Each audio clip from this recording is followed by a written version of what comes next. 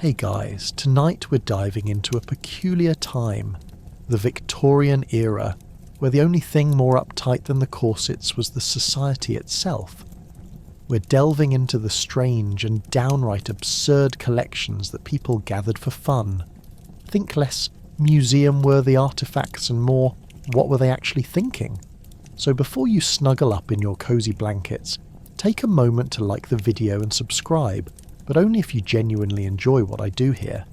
I mean, if you don't, why on earth would you? And feel free to drop a comment letting me know where you're tuning in from. I'm always curious who's brave enough to listen to my ramblings at this hour. Now, dim those lights, crank the fan for a soothing whirl of air, because let's be honest, climate control didn't exist, and neither did personal space back then. And as you ease into tonight's delightful journey, have you ever considered what fun really means in a world where a person could be a lobotomy away from a good time? What's more absurd? Collecting dead insects or acquiring an entire taxidermy bird orchestra? Would you rather sip tea with a mummified cat or play cards with a jar of pickled ears? Oh, congratulations! You've just woken up in a Victorian parlour, complete with a wall of carefully curated horrors and a faint whiff of musty books. Welcome to the wackiest museum of human curiosity. Welcome to the ultimate thrift store of the Victorian age, the Curiosity Cabinet. Imagine a space filled with mysterious artifacts like shrunken heads, odd bones, and bizarre marine life. The Victorians loved cramming all sorts of wonky treasures into these cabinets, treating them like a mini museum. Who needed Netflix when you could gawk at the weird things nature sometimes created? Seriously, it's like a Pinterest board full of what on earth is that? These cabinets were the pride of the wealthy and the wonder for the wildly curious, sparking fascination and horror in equal measure. Can you imagine the conversation sparked by such oddities? Picture yourself at a dinner party, swirling your glass of claret while discussing the latest exhibit in your cabinet. Oh, you haven't seen my collection of preserved pickled sharks? Would likely send shivers down any unsuspecting guest's spine. They'd lean closer, squinting at the murky jar, trying to figure out if that's some rare species, or simply a fish that was inadvertently left behind the counter at the local market. How could you not be entranced? And amidst all those taxidermy trophies, perhaps you'd feel a twinge of jealousy that your neighbour Easton had that much more space to display his entire collection of horned frogs. And let's not forget the thrill of finding that one collectible that sends your heart racing. You might acquire something dreadful, a piece of bone that once belonged to a dodo bird, or perhaps a taxidermy honey badger dressed in the attire of a British officer. That's right. A memento that brings together humour, horror, and a sprinkle of pure nonsense. If your cabinet didn't evoke gasps of disbelief, was it even worth having? Venturing deeper into the vast area of collections, Victorians would often include medical oddities. Imagine seeing solutions for ailments exhibited as if they were rare works of art. Actually, where's the logic in that? Maybe it was more about showcasing wealth than health. A jar filled with the gallstones of a prize pig might strike the right chord with a potential suitor, while unsightly leeches in another bottle might just scare them off, because nothing says romance quite like, "Look at all my bloodsuckers." Curiosity cabinets weren't solely for nosy socialites. They became educational hotspots, flaunting the wonders of the natural world for all to see. The aspiring scientist would find themselves humbled by the genius of nature, awed by strange species, body parts, and preserved organisms from far-off lands. It was a wonderland of macabre joy. Who knew that you could learn as much from a stuffed wombat as from a lecture at university?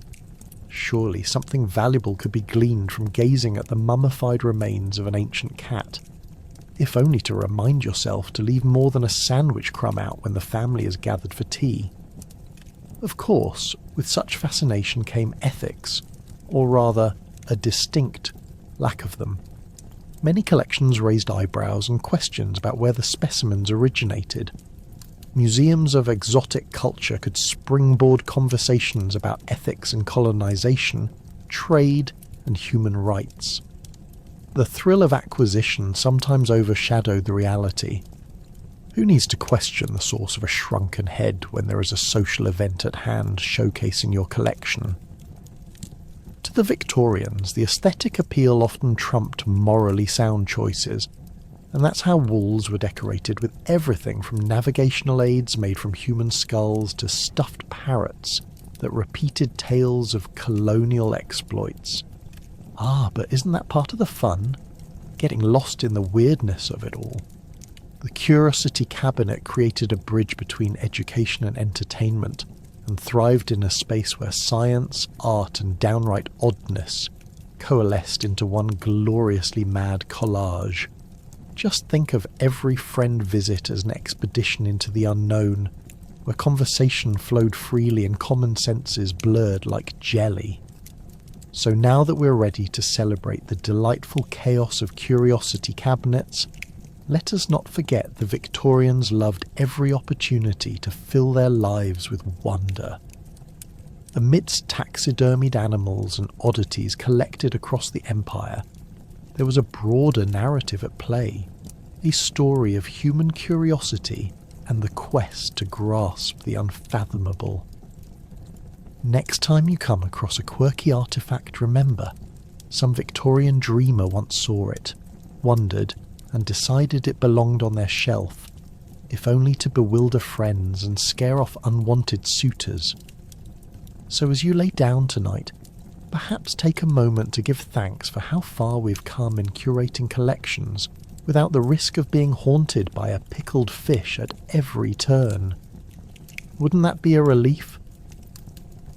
Ever thought about stuffing your pet? Well, Victorians didn't just think about it, they did it. Taxidermy was all the rage, turning your cuddly companions into sad, fluffy decorations. Whether it was a squirrel dressed as a gentleman or a cat lounging like a diva, the Victorians took their dead pets very seriously.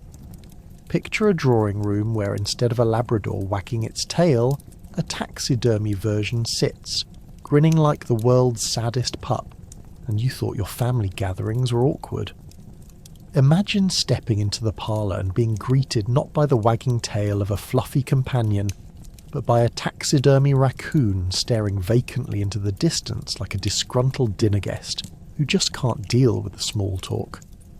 These stuffed animals adorned Victorian homes more meticulously than select china sets, serving as conversation starters and providing aesthetic value. It was like holding a permanent brunch with the wild critters of nature, only nobody brought a quiche, because of course the food left on the table might attract curious rats. Victorians had a flair for the theatrical, and taxidermy allowed them to showcase their hobby in ways that continually shocked and entertained guests. Owning a stuffed pet was like saying, "I appreciate nature, and I'm not afraid to stuff it." People would hire local taxidermists to preserve their beloved animals, turning them into eerie housemates that often posed for elaborate portraits alongside their owners. Yes, that's right. Imagine a lady in a high-neck dress suffocated by lace, smiling alongside a taxidermied parakeet perched on her shoulder. "Look at my stylish companion," she might exclaim while her friends politely nod, wondering when they could excuse themselves. But taxidermy wasn't limited to merely hanging out in drawing rooms. For those who considered themselves the adventurous type, going on hunts became a ritual. Imagine striding through forests and fields, magnanimously proclaiming, "I shall bring home a trophy." Now, your hunting expeditions weren't merely about meat bags and bragging rights. They were about artistry. Those who came home empty-handed had to listen to society's laughter. Oh no, one's social standing certainly could slip if one came home without at least one floppy-eared rabbit. Of course, with popularity came some rather odd practices. The Victorians didn't just stop at the household pets, they also ventured into the realm of exotic beasts. Taxidermists began draping the mantels with stuffed monkeys dressed in top hats, or even elephants, thoroughly deflated, unpunctured trophies.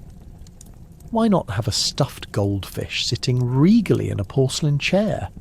Who needs a swimming pool when they could use imagination as their aquarium? You could casually sip your tea and have your exotic companion stare back at you like the very definition of conversation starters.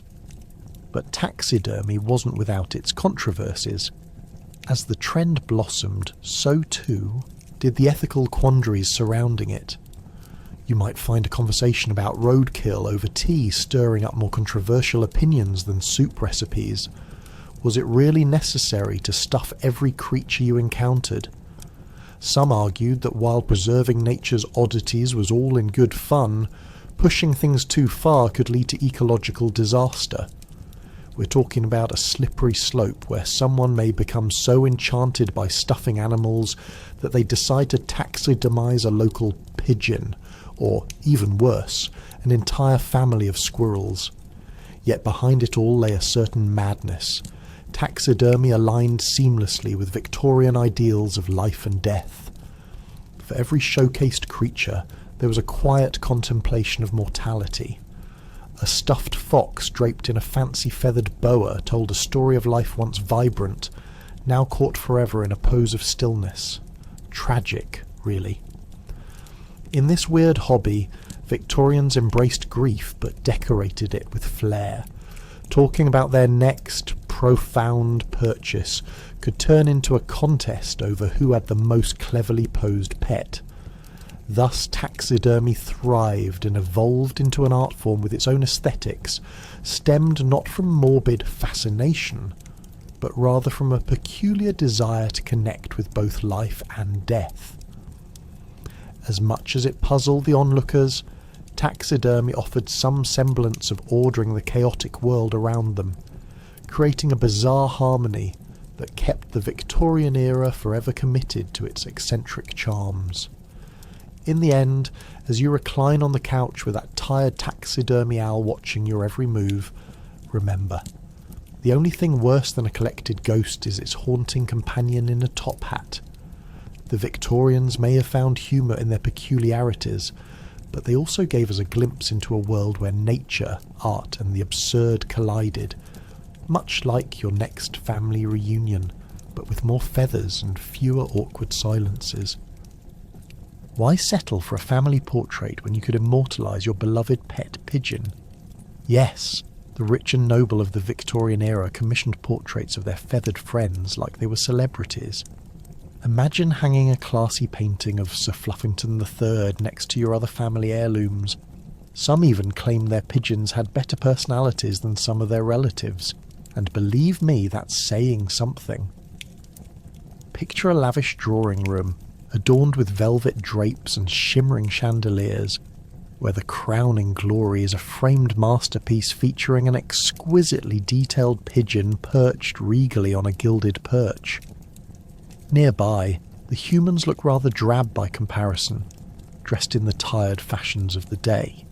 After all, nothing beats a flash of iridescent green and subtle pink from a dove's neck in a painting vying for family supremacy. Was it ever really about the artistry? Or was it more about status? A literal feather in their cap? But hold on to your bonnets, for this was more than just an eccentricity, it was a full-blown fad. Victorians had pigeon parties, elaborate gatherings where guests would admire one another's avian companions, likely debating whose bird had the best pigeon-to-human ratio of personality. At these events, one could imagine the noblewomen flaunting their feathered darlings like prize-winning show dogs, strutting around the gardens while their owners swayed in admiration, desperately seeking approval for their choice of avian companions. What a time to be alive, when the act of appreciating a pet pigeon was as socially significant as the annual family ball. For those unaware, pigeons were the ultimate breed of pet, exuding an air of sophistication that no amount of fussy cats could dethrone. Breeders went above and beyond, some even crossbred pigeons to create even more unique feather patterns, because regularity was simply not fashionable enough.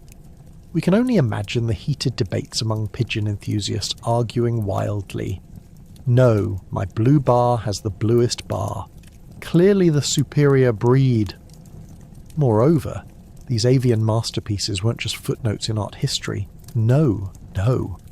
One could effectively employ the power of their pigeons to solicit prestige and social recognition. Picture a lady, elegantly sipping tea from her floral china. Boredom threatening to turn her into a pile of fabric. Suddenly inspired as a thought bubbles up. What if Sir Fluffington III could attend my soiree? A well-placed pigeon in a watercolour might just steal the show, leaving her competitors gasping in envy. In the peak of the pigeon portrait craze, it wasn't uncommon for artists to become pigeon specialists, mastering the fine art of doing the birds justice.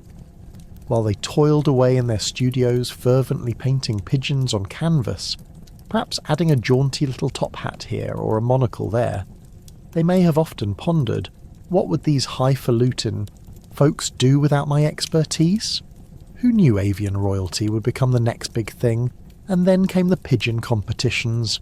Oh yes, the noble families gathered at parks and gardens, showcasing their prize pets in a display that resembled a catwalk fused with a circus, complete with feathered contestants strutting down the grassy runway, while humans fawned over them. While humans fretted over their best coats and hats, the pigeons, blissfully unaware of the high-stakes drama surrounding their presence, merely jibed at each other like old chums. Can you picture it? A wealthy gentleman leans in, expertly stroking his chin as he deliberates. What's a better symbol of status? This exquisite portrait featuring Lord Pigeon-Eye IV, or a mere painting of my cousin's beloved mastiff? In the end, it was easy to see why pigeons therefore became the pampered icons of the high society art movement. No wonder the noble class became pigeon-crazed. They had found the perfect way to elevate their household standing and fill their walls with whimsy painted with avian elegance. So next time you spot a pigeon strutting around a park, refer to it by its true name, Sir Fluffington III. Remember that these birds once ruled the hearts and homes of the Victorian aristocracy, serving as pets, portraits and status symbols all rolled into one. Who needs human companionship when you can transform your pigeon into a feathered superstar? It truly was a time where the pursuit of status drove creativity into some unexpected and downright hilarious directions. If you thought your grandma's collection of spoons was odd, brace yourself. The affluent found joy in collecting and displaying dead bugs. Yes, you heard that right. Butterfly wings folded in glass cases while beetles sat on velvet cushions, all as part of the grand show of nature's intricate craftsmanship. Who knew that every creepy crawly you squashed was a potential fashion statement? Picture a lavish Victorian parlour, adorned with opulent drapery, the scent of expensive tea mingling with the faintest whiff of musty books. And then, in stark contrast, there sits an elaborate glass cabinet. Inside, meticulously arranged, are the most stunning specimens of the insect kingdom, transforming the grotesque into artistry. It's like Mother Nature's version of haute couture, a butterfly's iridescent wings shimmering as they catch the light, while a particularly grotesque bug stares back at you as if contemplating life, bemused at being put on display for polite society. Yes, darling, that's my collection of exotic moths. Quite rare, I assure you. Top that with a grasshopper donning a crown, and you're practically the monarch of your own bug kingdom. One of the quirkiest aspects of this frenzied fascination was the notion of entomotherapy, the practice of collecting, and if the wealthy were particularly ambitious, using bugs in pseudo-medicinal ways. Yes, Victorian medicine was an unintentional comedy. Imagine swanning into a lavish ball, feathers in your hair, and casually mentioning to your friends that you had just downed a tincture of ground beetles to cure your systemic malaise. Charmingly odd, But can you fathom the nightly morels? Do avoid the sofa. Lord Wilkins might have accidentally left his insect remedy there. Last week Lady Tremblegott ended up buzzing like a fly. Then there was the inevitable competitive streak that buggy displays ignited among the elite. With every meticulously preserved wing came the desire to outdo your neighbour's moths. Oh, have you seen Lady Langley's newfound collection? She's acquired the rare golden Hercules beetle. How very appealing, one socialite would declare, trying and failing to hide the horror beneath her cultured exterior as she envisioned the hours that Beetle had spent trapped under glass. Did I mention it's also reputed to be the size of a small child? Children, of course, were not exempt from this creepy culture. Collecting bugs was a favoured pastime among the nobility's offspring. They were handed magnifying glasses like toys, given permission to raid gardens, and sent on insect hunts to capture specimens deemed suitable for collection. Because what's more charming than a toddler enthusiastically heralding, "Look, Mum, I found a wriggly caterpillar," while cruising around at a swanky afternoon tea? Suddenly, the line between charming childhood whimsy and collecting potential lunch, for whatever horrendous activity followed, blurred. The antics of young ones rearing terrariums and shrieking at anything that buzzed became entertainment worthy of a novel. Yet not everyone was amused. Scandal occasionally erupted when the genteel practice of bug collecting sparked outrage among moralists. How could you collect these poor creatures for your whims? What a tragedy, they'd cry. The squeamish among high society somehow deem themselves champions of the insect world, wrongly feeling as though they had intelligence over their less concerned counterparts. Meanwhile, those exhibiting their opulence and curious tastes would roll their eyes, mutter something regarding "more dead insects, please," and sip their tea, as if counting down to the next frantic forcing of hoarded, fluttering wings on new visitors. And let's not forget the art of presentation. Bug displays were not merely about hoarding. They were layered with artistic sensibility. Victorians created ornate environments, transforming dead bugs into sweeping landscapes of fame. Picture this, a display case lined with satin, with butterflies arranged like angels descending from heaven, while a horde of industrious ants organised themselves like soldiers preparing for battle. Forget Hallmark cards. This was home decor that whispered sweet nothings about elegant style and questionable logic. I mean, who wouldn't want to wake up and stroll past a cabinet of scarab beetles with bedazzled horns while dreaming of a simple life? In essence, bug collections melded nature with artistry, creating a culture that clung to aesthetic beauty amidst societal norms. With every new specimen, the extravagant mingled with the intriguing and the bizarre. So the next time someone asks, "What's in your collection?" imagine not just a mundane shoebox of modern-day treasures, but a Victorian cabinet of exquisitely curated curiosities, astutely concocting the line between fashion and folly. In the whimsical world of the Victorians, beauty thrived even within the most peculiar collections, reminding us that style can spring forth from the darkest corners of nature. A little bit of morbidity never hurt anyone, right? Enter the realm of memento mori. This morose trend involved collecting memorabilia from the deceased, including hair and teeth.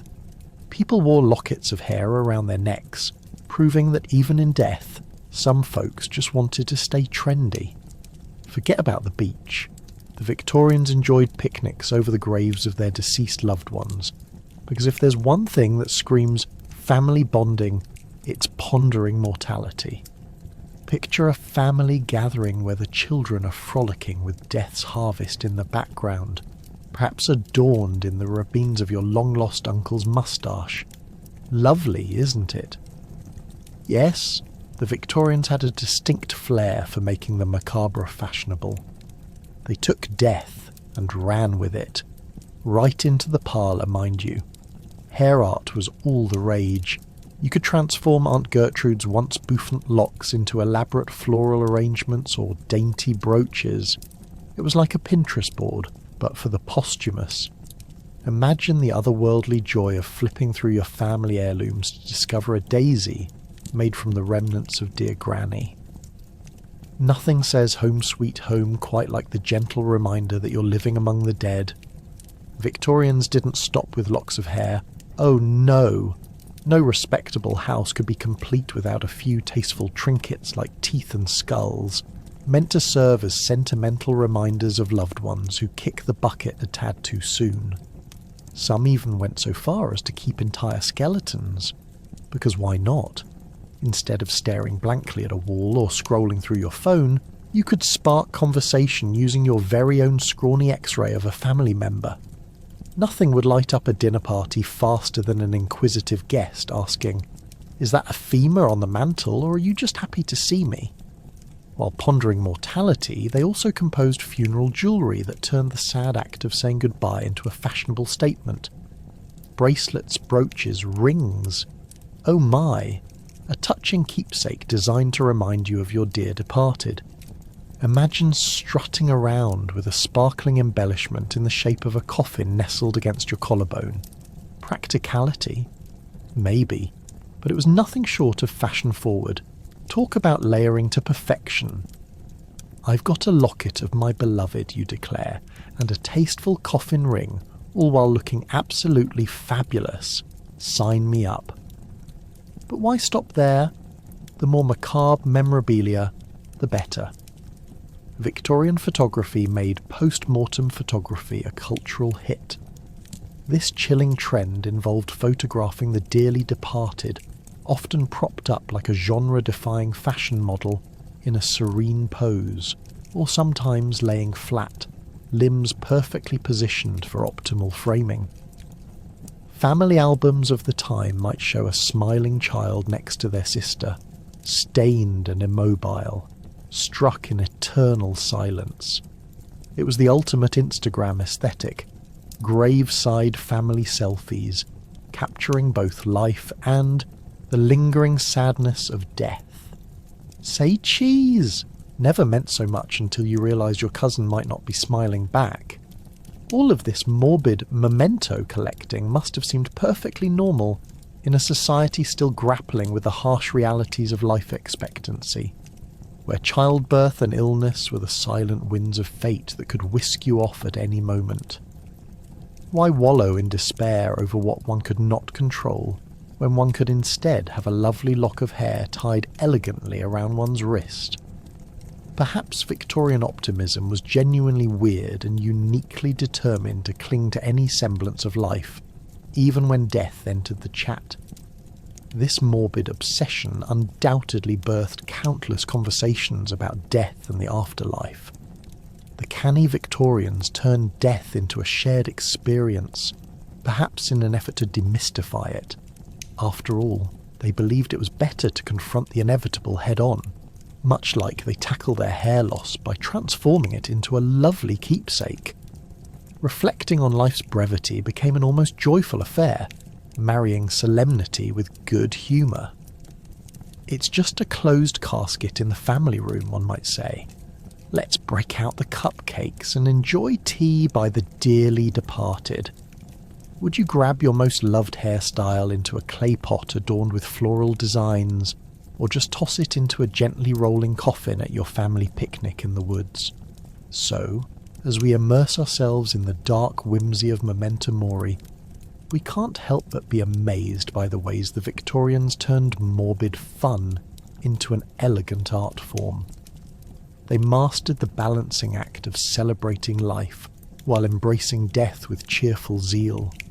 Maybe they were onto something, or perhaps a tad too obsessed. But, whether through hair jewellery or morbid photo shoots, they certainly knew how to keep spirits, both alive and otherwise, entertained. And remember, next time you say goodbye, perhaps consider tossing a lock of hair into your pocket.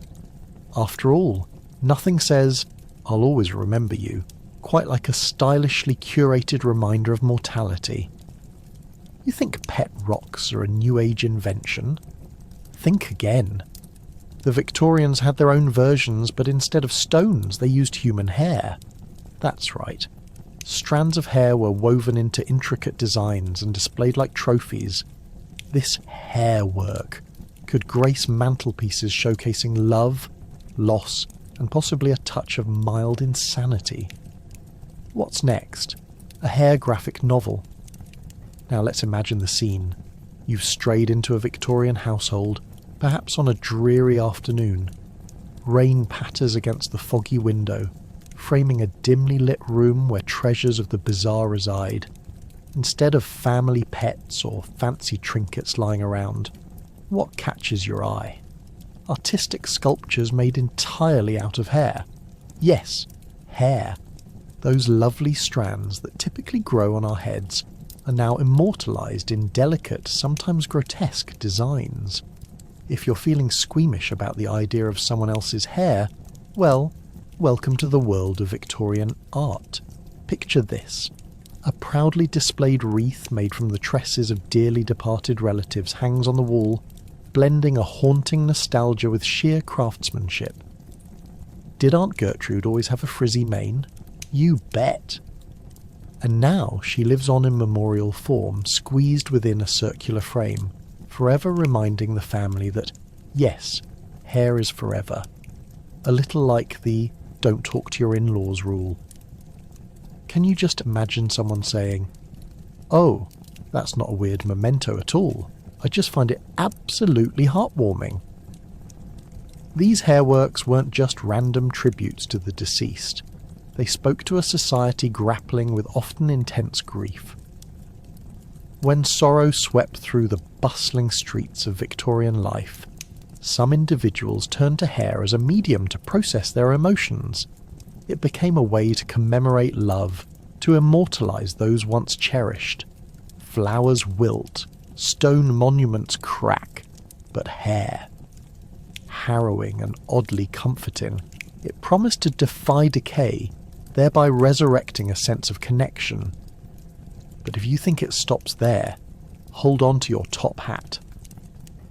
There were entire instructional guides on how to craft hair art, penned by enthusiastic survivors of heartache, giving rise to a quirky hobby that caught on like a Victorian wildfire. Ladies gathered for hairwork parties, exchanging tips on design intricacies while sipping tea sprinkled with that dehydration-inducing Victorian sugar. Were they talking about colours, techniques, or just the latest gossip about who wore the best hairpiece at the last ball? Who knows? What's even funnier is how these creations blurred the line between heartfelt tribute and outright kitsch. At one party, someone might proudly display a lifelike portrait made solely of hair, depicting their late uncle's stern visage, while another might dare to weave a piece of hair art showcasing a family dog that was frankly not that attractive. This wasn't a family decorating crisis. It was artistic expression, Victorian style. You can't make this stuff up. Hairwork also ventured into the realm of fashion. Would you have the gall to don a hair brooch shaped like a butterfly, or better yet, some decorative earrings made of intertwined locks? The Victorians certainly did. If they were going to throw in a hairpiece, they might as well accessorise while hanging on to their eccentricity.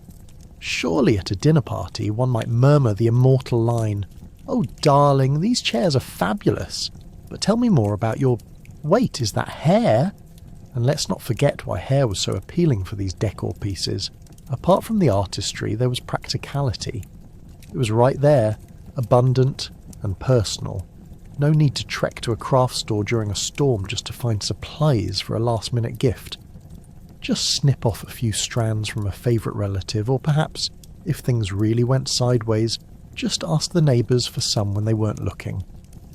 Thus, hairwork evolved into tokens of affection, or bizarre reminders that the line between love and eccentricity can be razor thin, much like human hair itself. So when you tuck yourself into bed tonight, filled with strange thoughts of Victorian crafts, spare a moment to appreciate the oddity of those bygone days. Because one thing's for sure, at least you don't have to rewrite history as a collection of unflattering hair art dedicated to people you might not even have liked. Embrace the quirks of the past, and remember, when in doubt, just don't go collecting your neighbour's hair. Step into the uncanny world of natural oddities.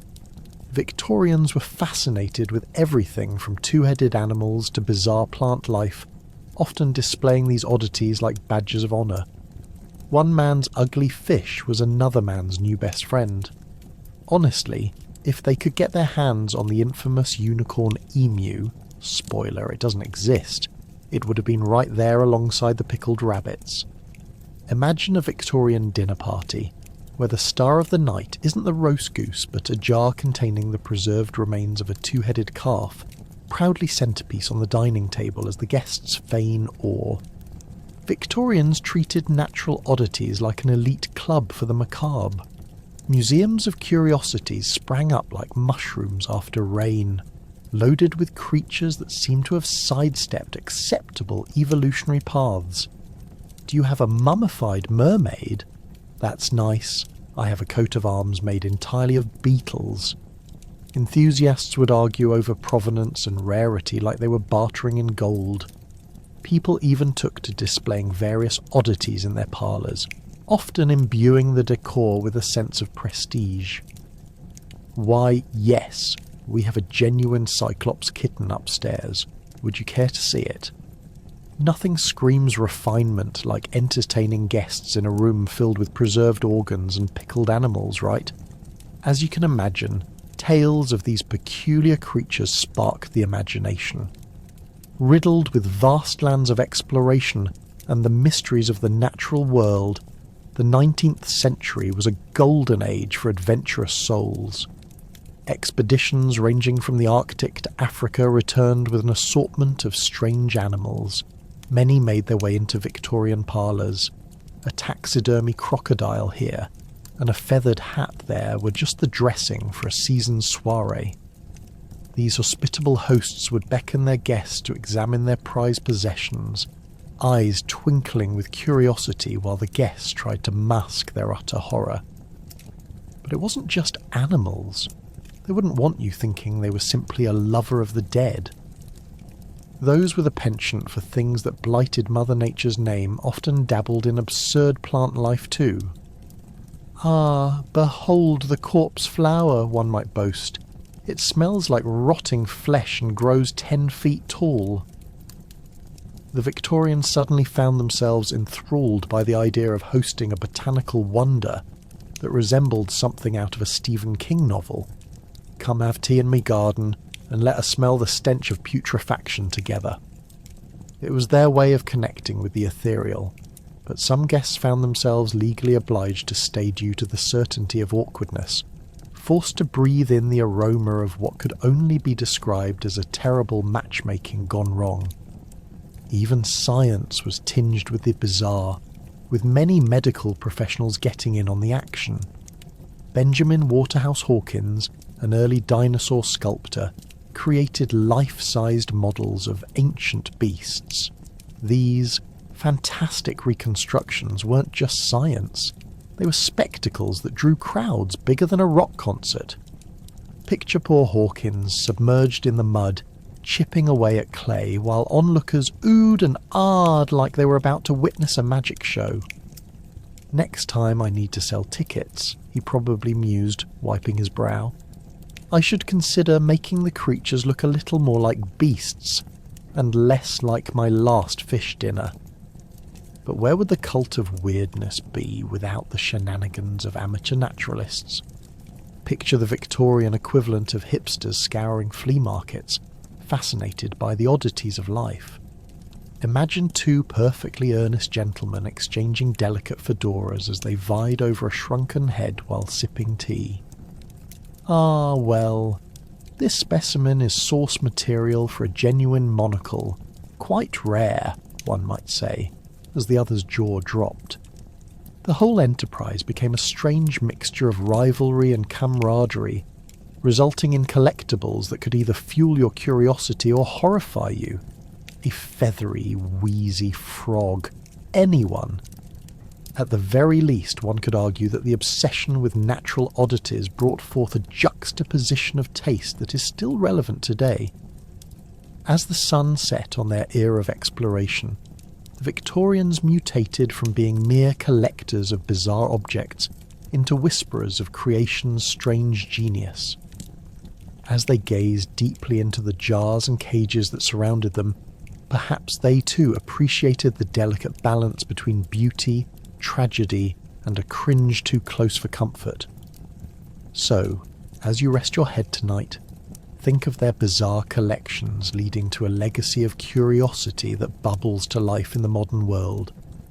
The next time you glance at an old taxidermy piece or a peculiar plant in a forgotten corner, know that you're keeping the beautiful absurdity of the Victorian spirit alive, one brittle little spider at a time.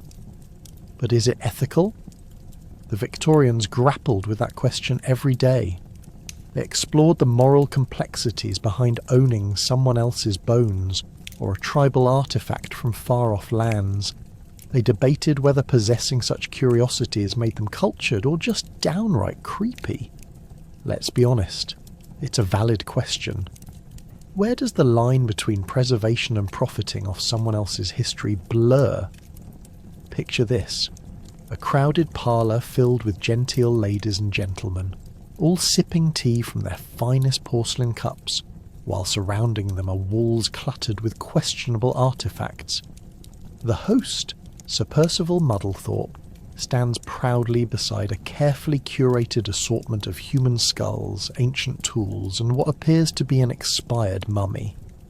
"I found this little gem on my last expedition in Egypt," he proclaims, a twinkle of 9 parts pride and 1 part misplaced enthusiasm in his eye.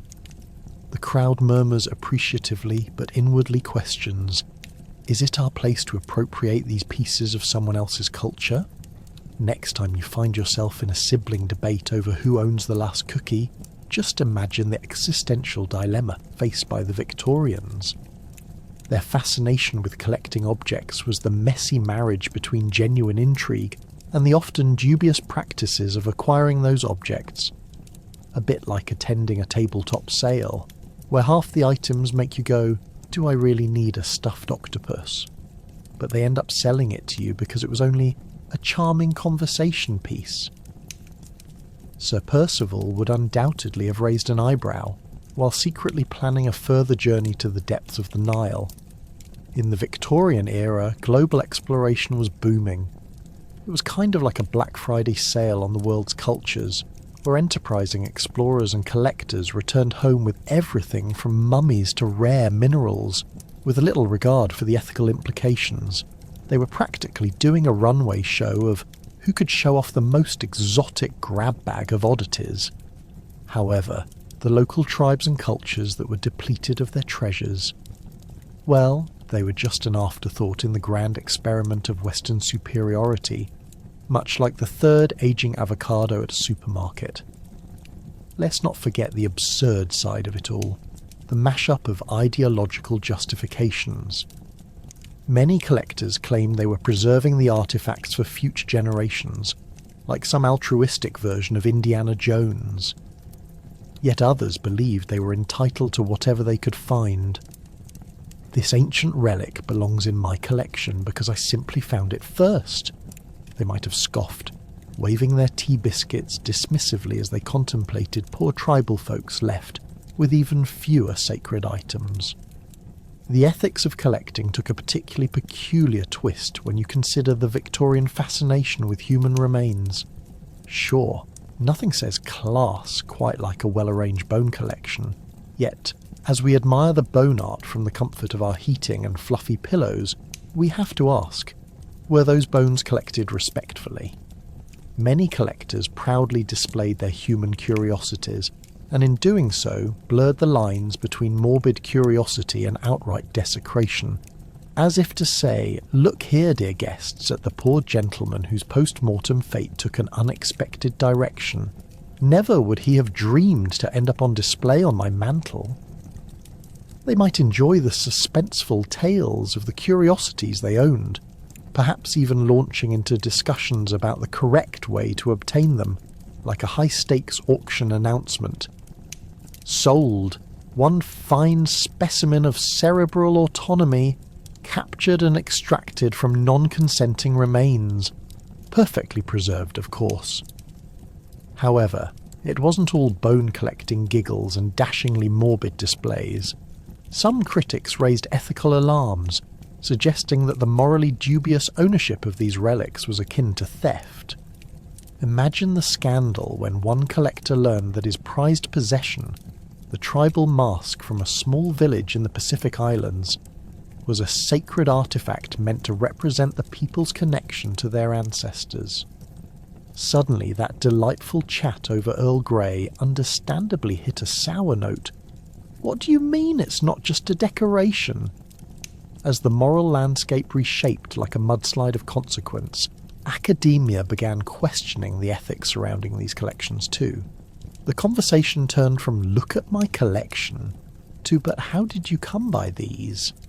And so, dear Victorians found themselves caught in a whirlpool of guilt, like every time someone asked where that charming antique doorknob came from. In conclusion, the ethics of collecting in the Victorian era was as convoluted as a tangled ball of yarn in the paws of a kitten. From skulls to tropical fauna, collectors wrestled not only with their right to possess, but the historical implications of their actions. As history marched on, these conversations laid the groundwork for today's discussions on cultural artifacts and their rightful homes. Perhaps it's a lesson that transcends time. When it comes to curiosities, it's not just about what you collect, but how and why you choose to do so. Just when you thought it couldn't get weirder, enter the world of human remains. Seriously, some Victorians were terribly fascinated with everything from a piece of Shakespeare's skull to Napoleon's hair. Centres of power, more like centres of bones. Imagine casually dining next to a finely decorated skull while talking about the latest fashion trends, only in the Victorian world. Now picture yourself at a Victorian soiree. The lighting is dim, the air thick with the musty scent of old books and formaldehyde, and the conversation is as elevated as a well-trained butler. As you sip your Earl Grey with a bit of lemon, because you're fancy like that, you might casually glance at the centrepiece on the table. Oh, is that a skull beneath a glass cloche? Why, yes, and there's a delightful story behind it too. Victorians had a peculiar habit of collecting human remains as curiosities, which may seem odd by modern standards, but then again, the Victorian obsession with death was as strong as their love for tea and crumpets. They believed that death was a natural part of life, and what better way to embrace it than by having a piece of it sitting on your mantelpiece? After all, who wouldn't want to impress their guests with an authentic piece of a celebrated poet's cranium? The crime scene for many of these collections, abandoned graveyards and hastily dug-up cemeteries were prime hunting grounds for those daring enough to seek out bones. Snatch a skull here, a rib there, and voila. You've curated your very own macabre collection. We're not just talking about reasonable collections like a rare coin or a vintage dress. No, we're deep in the realm of Victorian eccentricity, where fame took on a real, and sometimes quite literal, decay. One example is the infamous Shakespeare skull relic. While no one truly knows if it's the bard's actual skull, that didn't stop it from being displayed like a trophy for intellectuals who wanted a peek into the mind that crafted Hamlet. It's the Victorian equivalent of owning Elvis Presley's hair. A little creepy, a lot weird, but totally worth the discussion point at your next garden party. Imagine discussing metaphysics with just a dash of Shakespearean charm, while simultaneously glancing at what may or may not be the man's brain case, and you thought bringing bologna sandwiches was a bold move. Not to be outdone, Napoleon Bonaparte also made his infamous entries into human remains collections through his own hair. Some enthusiasts believed that pieces of the fallen emperor's locks held actual power and influence.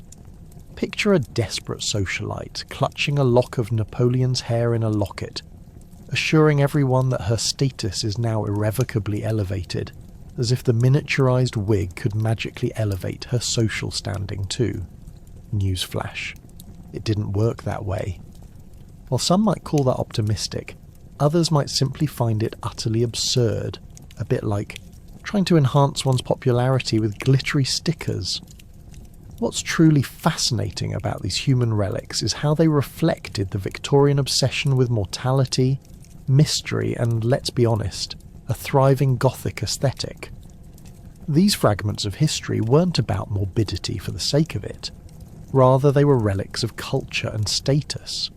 A collection of bones or a tattered lock of hair told stories, deeply personal narratives wrapped in human experience. It was as if each skull and sliver contained a piece of wisdom waiting to be unearthed, or perhaps just enough hair to fuel a painful family argument about history's most mismanaged hairdo. And while these collections might cause the average person to recoil with disgust today, they were simply a sign of the times. The Victorians believed in the interconnectedness of life and death, and having a piece of someone famous didn't just serve as decor, it was a conversation starter, a delightful anecdote pulled from memory to dazzle guests. Did you know I specially invited Shakespeare's head to share tea with us this afternoon? Was a genuine, albeit cheeky, statement of high society. As our soirée wraps up, let's consider the legacy of these infamous collections. Elevating oddities elevated social standing in ways we could only imagine. Who knew that merely clinging on to a long-dead celebrity's remains could grant you a pass to the upper crust of society? Next time you're in a poky little antique shop or museum, think twice. A beautiful piece of art might just be hiding a rather dubious backstory. After all, in the Victorian world, where history mingled with the odd, nothing could truly be called dead, while stories kept emerging from the bones. Up next is the Victorian love affair with seashells. They gathered these little beauties like caffeine-fueled toddlers at a candy store. People even crafted stunning decorations from shells, wearing them, decorating their homes, and exhibiting them like trophies of their seaside adventures. Who knew treasure collecting could get so, well, sheltered and showy? The obsession reached such dizzying heights that entire families would spend their holidays scouring beaches, not for sunbathing or building sandcastles, but for the next marvel of mollusk art. Some were simply trading in your grabby little sister's pocket change for renowned specimens gathered across the globe, as if each unique shell could hold the potential to spark the envy of their neighbours. Victorians treated seashells like fine wine, exquisite trophies that elevated their home decor from mundane to extraordinary. Picture this: a parlour brimming with dainty shell-covered picture frames and stylishly arranged shell bouquets perched nimbly in glass jars. They meticulously crafted everything from trinket boxes to wall art shaped like marine creatures, turning the living room into a pseudo-aquarium. Someone could peer into that curated sanctum and think, what refined decor choices, while secretly wondering if the owner was one tussle away from a family of crustaceans taking over the drawing room. And let's not forget about the shells themselves. Each has a story worth sharing. Some were retrieved from the sun-kissed shores of the French Riviera, while others sailed from the depth of the Caribbean. The variety of shapes, sizes and colours was dizzying. Think real-life popcorn shrimp versus priceless clam armoury. This shell collection fetish defeated even the most stubborn critics, who were left speechless as proud collectors rattled off their best finds as if they were experts hailing from the pages of National Geographic. But this passion for shells wasn't merely about looks. It also had a deeper, almost fetishistic relationship with the natural world. In an age reeling from industrialisation, the pursuit of the perfect shell became a whimsical escape from the soot-filled streets of London. Imagine trudging through grey cobblestones indefinitely to find precious escape on a beach. With each collected shell, you'd pluck a bit of the ocean's soul from its wavering grasp. The bustling brunches that defined city life could suddenly dissolve, leaving only the whisper of the surf and the call of the seagulls. However, the Victorian cravings didn't just lead to unique chandeliers made of conch shells or bona fide shell-scented tattoos. They had another crucial takeaway too, the pseudoscience behind conchology, the study of shells. A stimulating field bursting with enthusiasts who spent sleepless nights cataloguing specimens, analysing shapes, and theorising on the creatures that once inhabited them. Libraries even began to fill with the books, dedicated to these fanciful nonna formations. Now, before you become too enamoured with these snap-worthy mementos, it's essential we discuss the ultimate irony surrounding Victorian shell collectors: environmental impact. With so many shells disappearing from the ocean floor, one may wonder if it was all worth it for that gorgeous styled coffee table decoration. Did anyone ever think about the shell's original occupants strolling around aimlessly after their home had been ripped apart courtesy of their human relatives? Well, I hate to break it to you, but during this heady time, conservation awareness was as non-existent as those Victorian pets longing for a good day out. Games against nature weren't truly the Victorians' forte, just as they cluelessly debated which shells made the best decor. The irony was deliciously absurd. Here they were touting sentiments of connection to nature while contributing to its ruination, hoarding the ocean's beauties like weird sea hoarders bent on suffocating whimsical wildlife. Meanwhile, you could almost hear Mother Earth's silent plea to let the critters be. On that note, the Victorian shell collecting craze eventually levelled off, but not before leaving a significant impact, and for good measure. Museums around the world now showcase vast collections of these exquisite artefacts, reminding us of a time when the allure of the ocean became a comprehensive manifestation of human obsession. So, next time you're walking along a beach, feel free to scoop up a pretty shell or two. Just make sure to leave a few for the ocean's cast of motley characters. Who knows? You might just help spark the next wave of weird and wonderful collections for generations to come. Who knew that dental care could be a horrifying adventure? Evidently, Victorian folk didn't just floss, they collected weird tooth powder, and because nothing says fun like caked on plaque, heroically trying to brush your teeth with talcum powder was a bold move. Who decided that London's soot and pulverised herbs were the secret to a sparkling smile? You can't make this up. In a world where personal hygiene was as confusing as a riddle written in hieroglyphs, the Victorians invented groundbreaking methods of dental care that were, well, let's just say they were a tad misguided. Picture this. It's morning in a typical Victorian household. The air is thick with the smell of coal smoke and questionable breakfast options. A delightful mix of fried kidneys and congealed porridge. You, being a member of high society, are about to embark on your daily dental routine. Instead of reaching for minty toothpaste from a shiny tube as we do today, you rummage through an ornate box filled with chalky powders, ground herbs, and perhaps a bitter touch of soapstone. After all, nothing screams luxury like chalk dust in your mouth. Taste it. Well, it's part of the experience.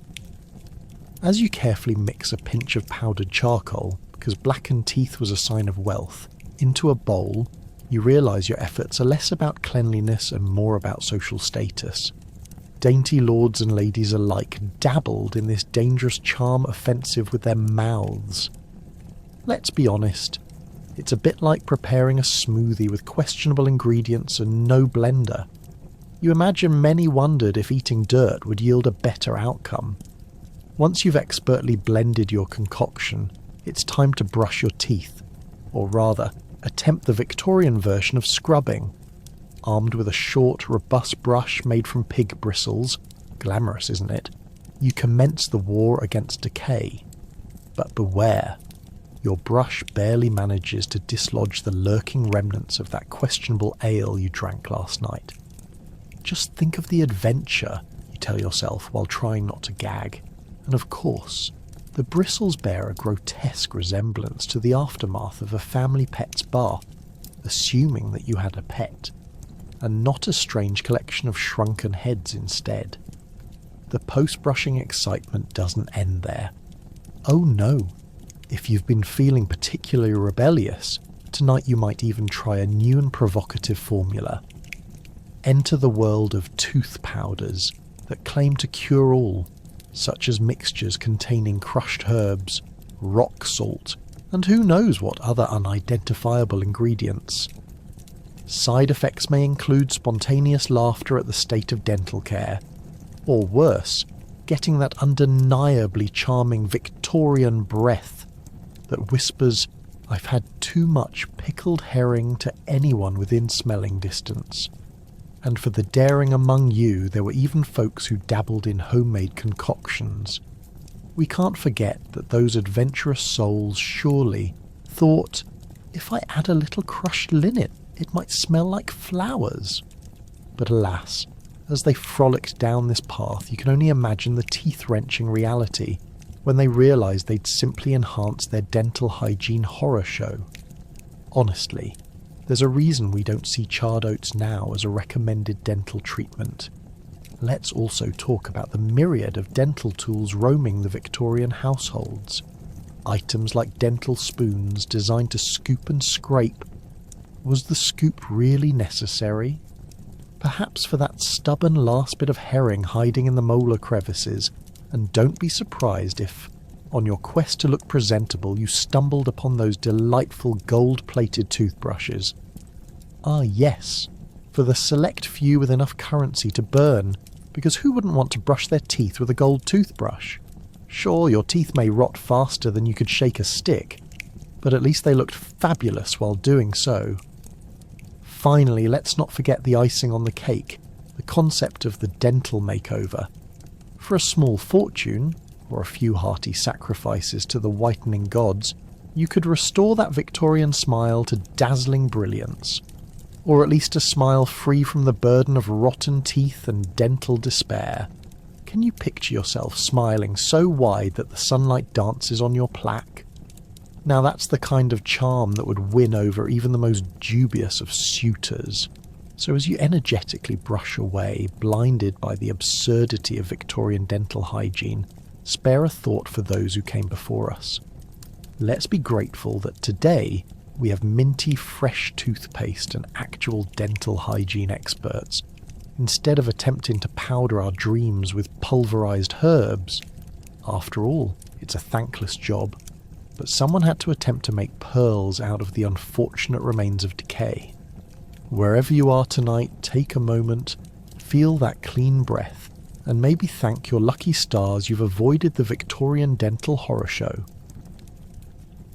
Feathered hats were the go-to fashion statement for the fashionistas of the time. Ostrich feathers, peacock plumes, you name it, they wore it. Decadence didn't stop there. They often paraded around as if they were peacocks in heat. Spoiler alert, the origin of those feathers often left you questioning if your hat had just cozied up to an endangered bird. Seriously, you walk into a room in your extravagant feathered masterpiece, and people aren't gazing at your charm. They're strategizing how to convince you that it wasn't once a part of a glorious flightless wonder. Imagine strutting along the cobbled streets of London, the wind ruffling your feather boa as you dodge horse-drawn carriages and errant pigeons. You think you're the belle of the ball, but let me let you in on a little secret. Your hat might knock someone unconscious, or at least flatten a beloved Yorkshire Terrier should you turn too quickly. The feathers were so dramatic they practically had their own personality. They could flap, sway, or even knock a passerby into the gutter on a particularly windy day. Because who needed personal space when you can flaunt a plume long enough to sweep dirt and gossip? But let's take a moment to appreciate what it took to acquire these exquisite adornments. Plumes were not just harvested, they were obtained with a flair for theatrics, often involving daring and desperate scenes worthy of a Victorian drama. Women of means could be found attending zealous auctions, practically battling each other for the rarest feathers, resembling something of a deranged version of the Hunger Games. Except instead of a fierce fight for survival, it was all about who could turn a fancy dinner into a botanical garden of avian delights. Then there was the delicate, time-honoured practice of caring for these darling feathers. You weren't just throwing them on and calling it a day. No.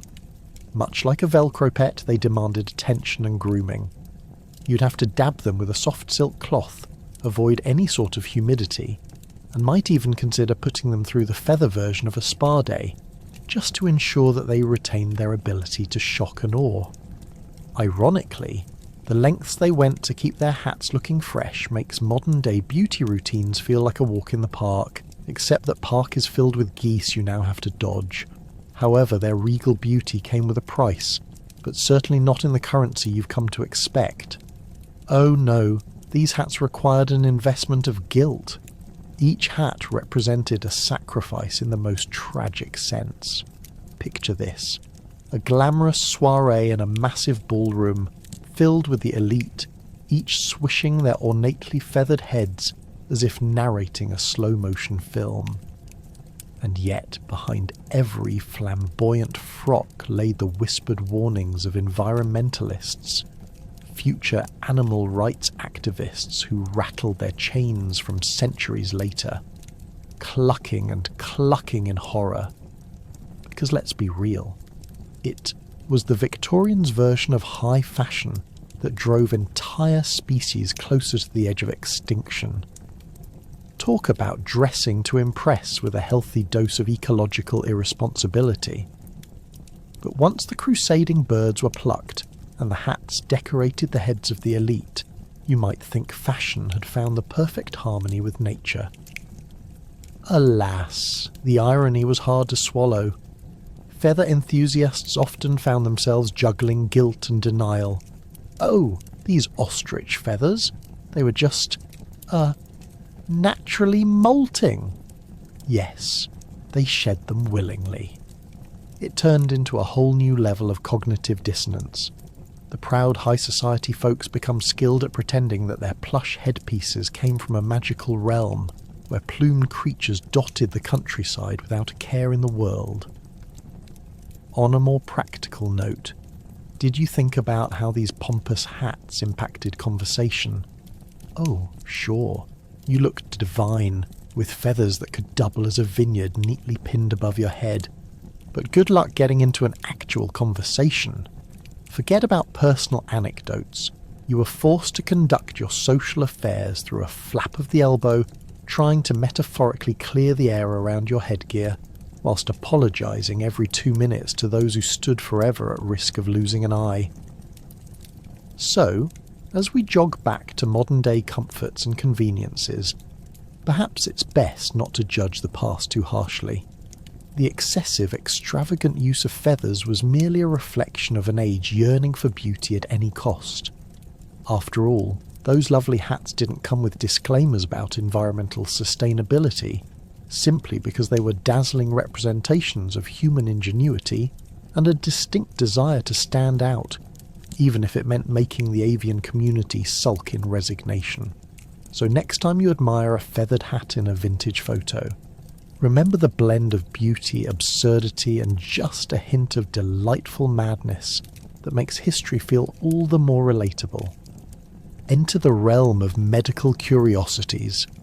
Victorians often collected anatomical specimens like the infamous human frog, a preserved human deformity displayed for all of society to gawk at.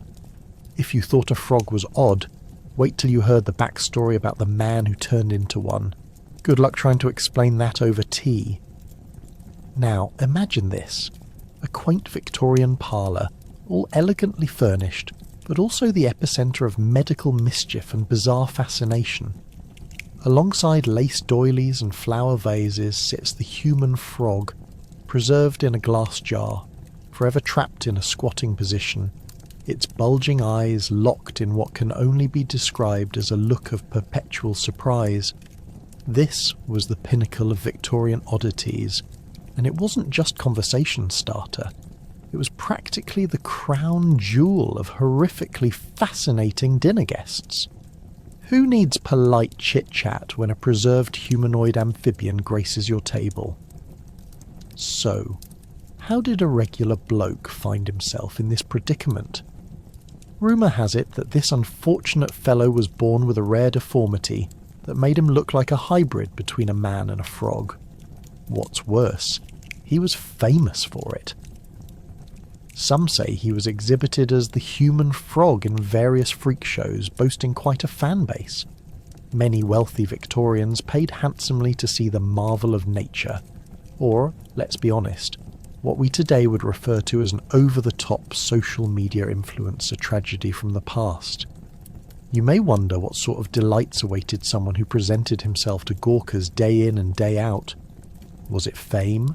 Was it fawning fans? Or was it simply an extreme case of I need the cash?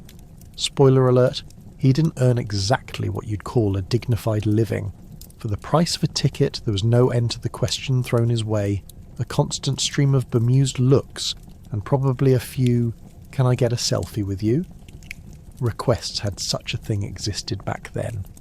And while Victorian gentlemen and ladies sneered at common street performers and the underbelly of society, they themselves poised around the glass jar reverently, proclaiming, "Ah, the wonders of modern science." Did they ever consider how peculiar it is to gawk at a person who was simply living? Nah, such self-awareness isn't part of their high society energy. Ironically enough, behind the porcelain plates of fine china, they were enthralled in a genetic science experiment that read more like a horror movie's backstory than an enlightening dinner conversation. Now, if you're cringing and picturing your local museum of oddities with the elaborate signage that reads, "Caution, viewing may cause existential dread," you're not far off from the intention behind these displays. The human frog was not just an exhibit, it was an embodiment of contradictions. Would anyone today muster the guts to view such a thing emblazoned in exhibits of human curiosity?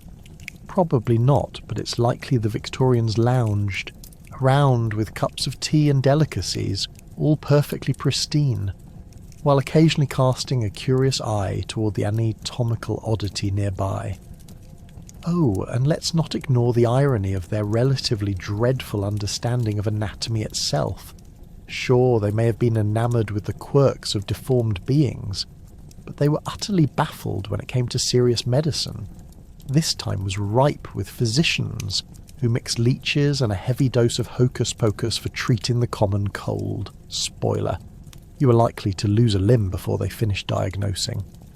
And speaking of leeches, imagine the dinner conversation if the human frog sparked a debate.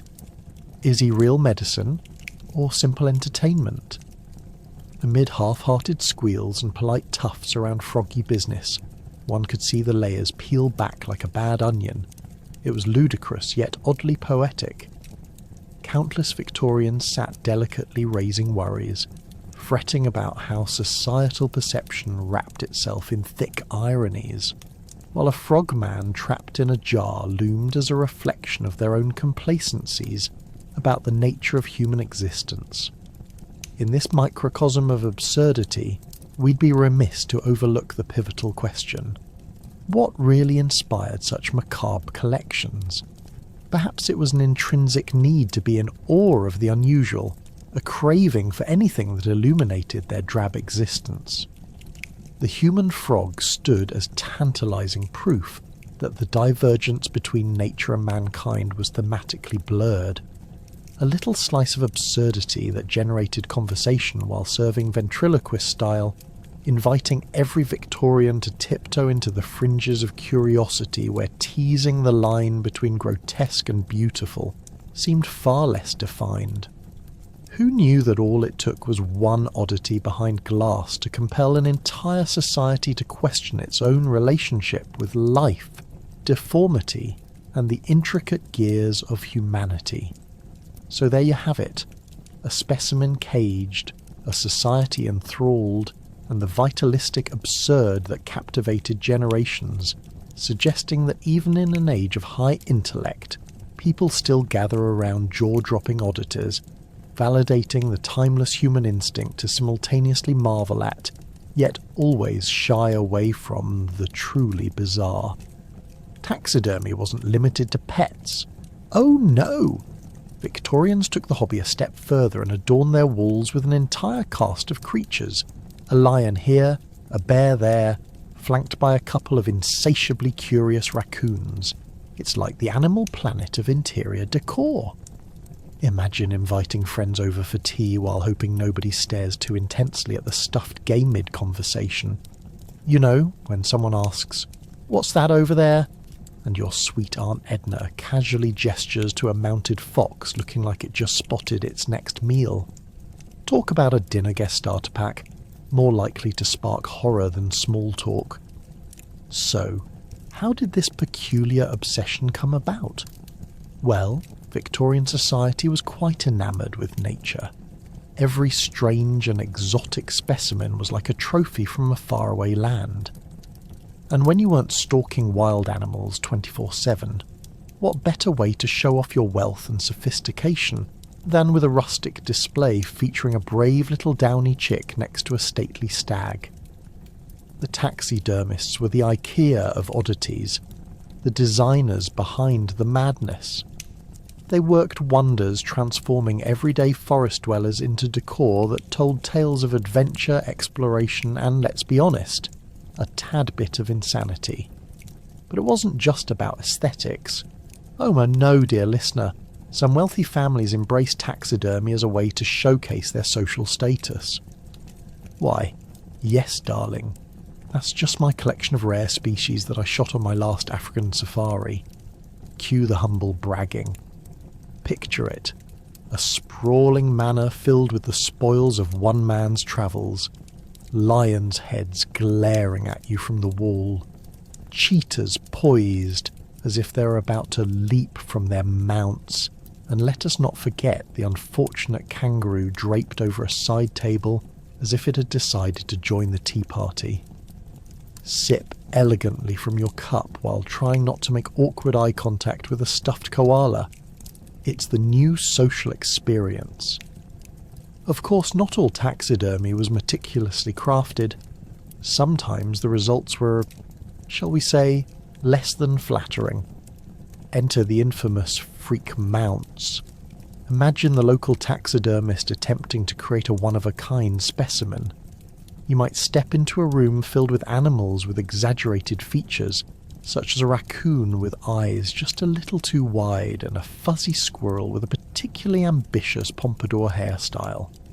In a time of limited decor, mismatched mounts were valued in their own tragic comedic way. Nothing says, "welcome," quite like a dishevelled animal that seems to look back at you wondering how it ended up in your living room. This was more than just a passing fancy. Taxidermy had its own subculture.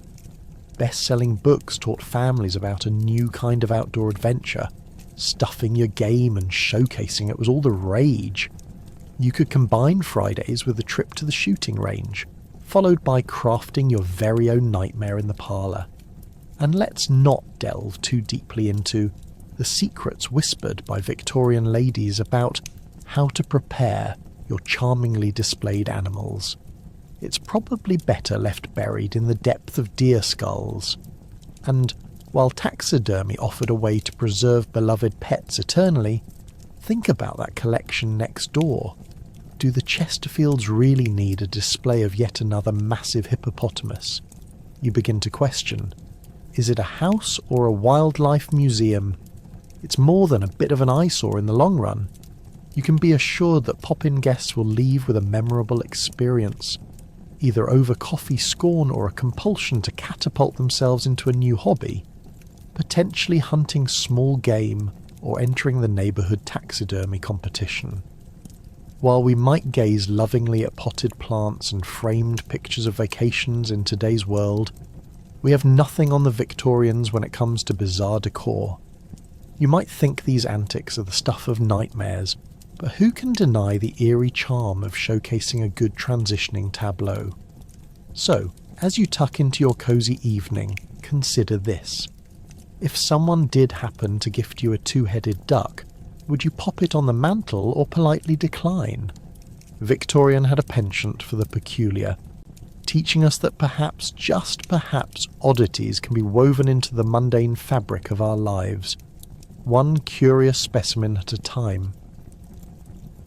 Not to be left out of the chaos, same-sex couples collected their share of oddities too.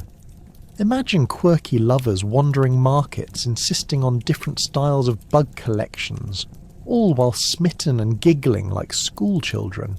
From butterfly pins to rare rocks, behind every glass case lay love stories, obsession, and likely more than a few giggles over an octopus in a top hat. You see, in a time when much of society was still scratching its head over the idea of same-sex love, these collectors came together to prove that finding joy in the bizarre didn't require a heterosexual relationship.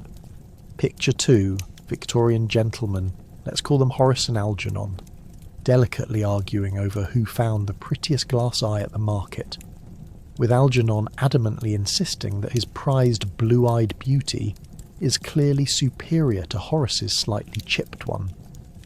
The locals would shake their heads, mumbling under their breath. Fancy gentlemen and their eye collections, as if eyes had rules. It might have sparked hushed conversations at the nearby bakery, where the sweet aroma of pastries wafted through the air, mingling with quizzical glances at the two men's peculiar hobby. Let's not forget the ladies either.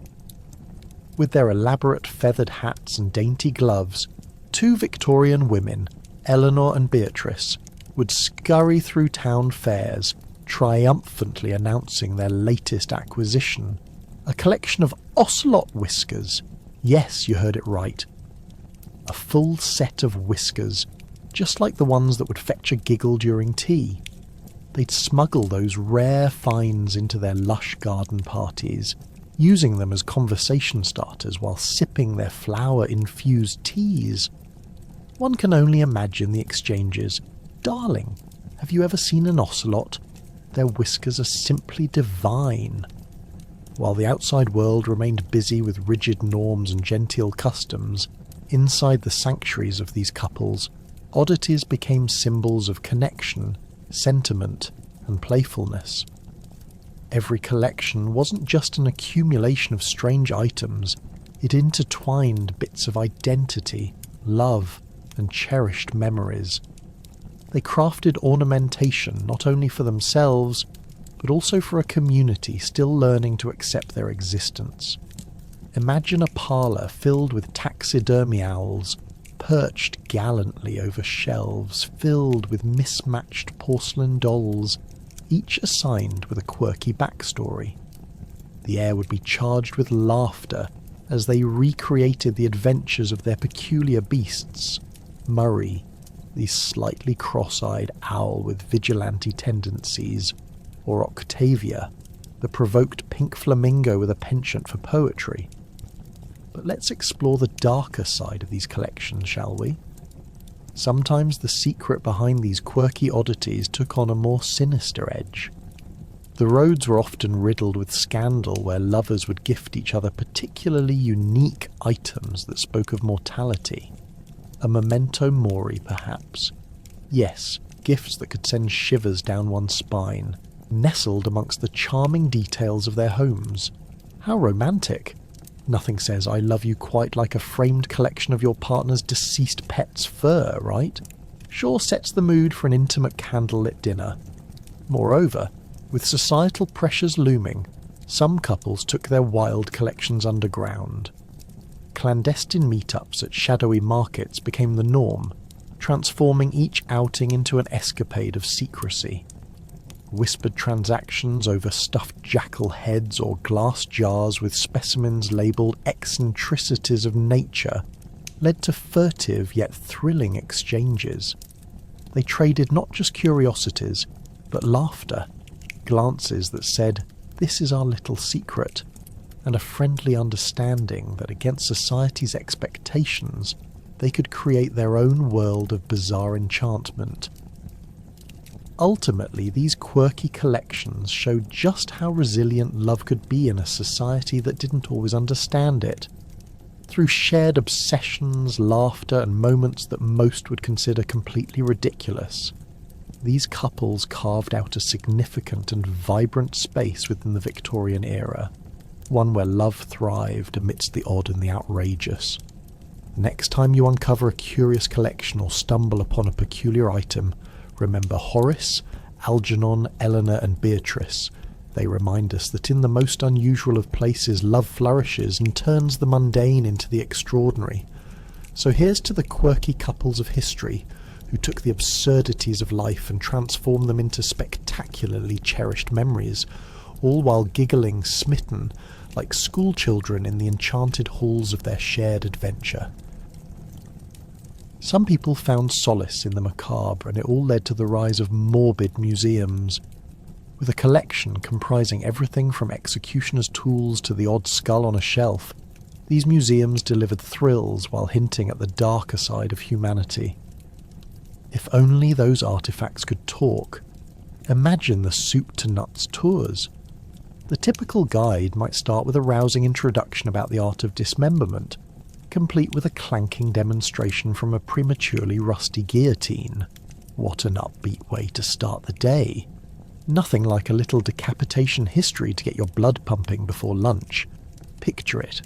A Victorian-era crowd huddled around a display of mysterious jars containing pickled body parts, all participating in the ancient sport of guess that organ. You could have a delightful afternoon trying to guess whether it's a lung or some bizarre animal's heart, all while nervously glancing at the exit, praying to not see your name in the guest book. And let's not forget the inevitable horror stories. Each collection piece comes with its own grisly backstory, perhaps featuring the tragic fate of the previous owner or the humorous quirks of the executioner who used it.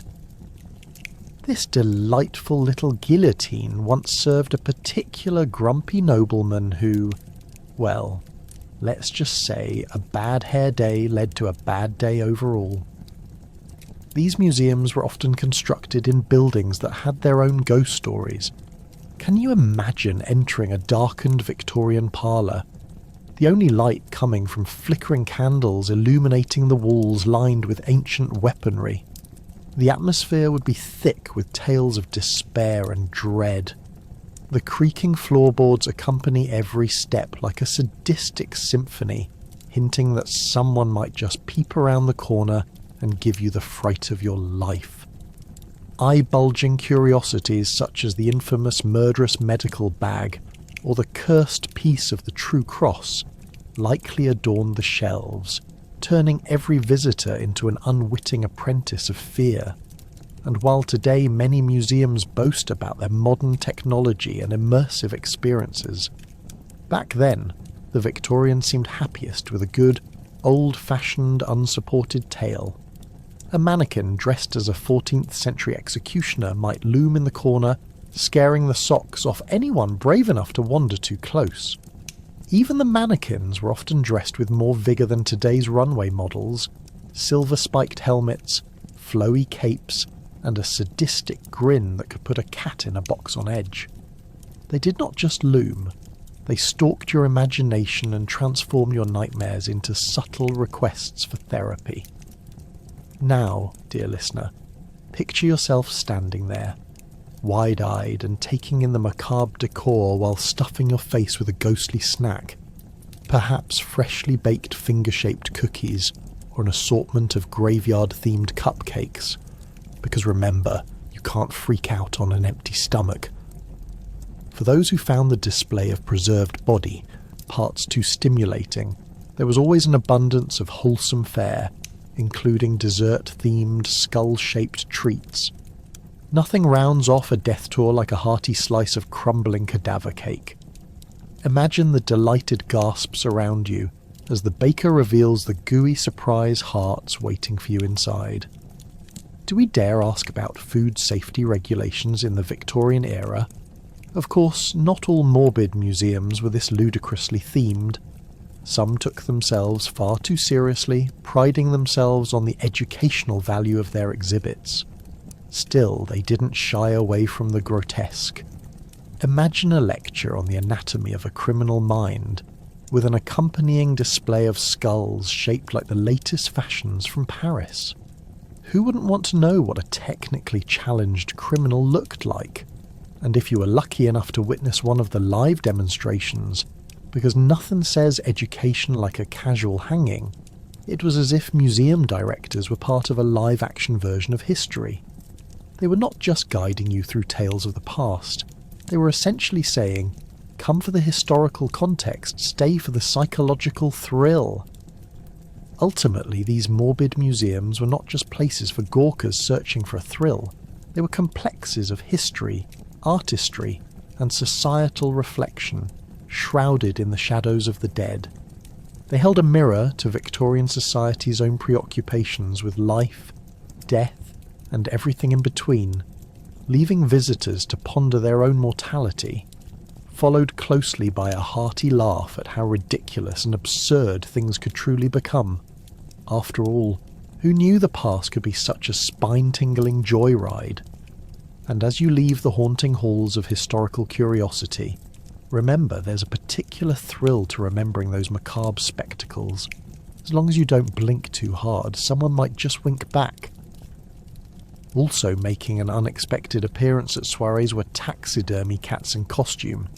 Yes, Lady Wimbledon's dear departed tabby might strut its stuff adorned with a boa and top hat. No one knows why, but it sure was a conversation starter over biscuits.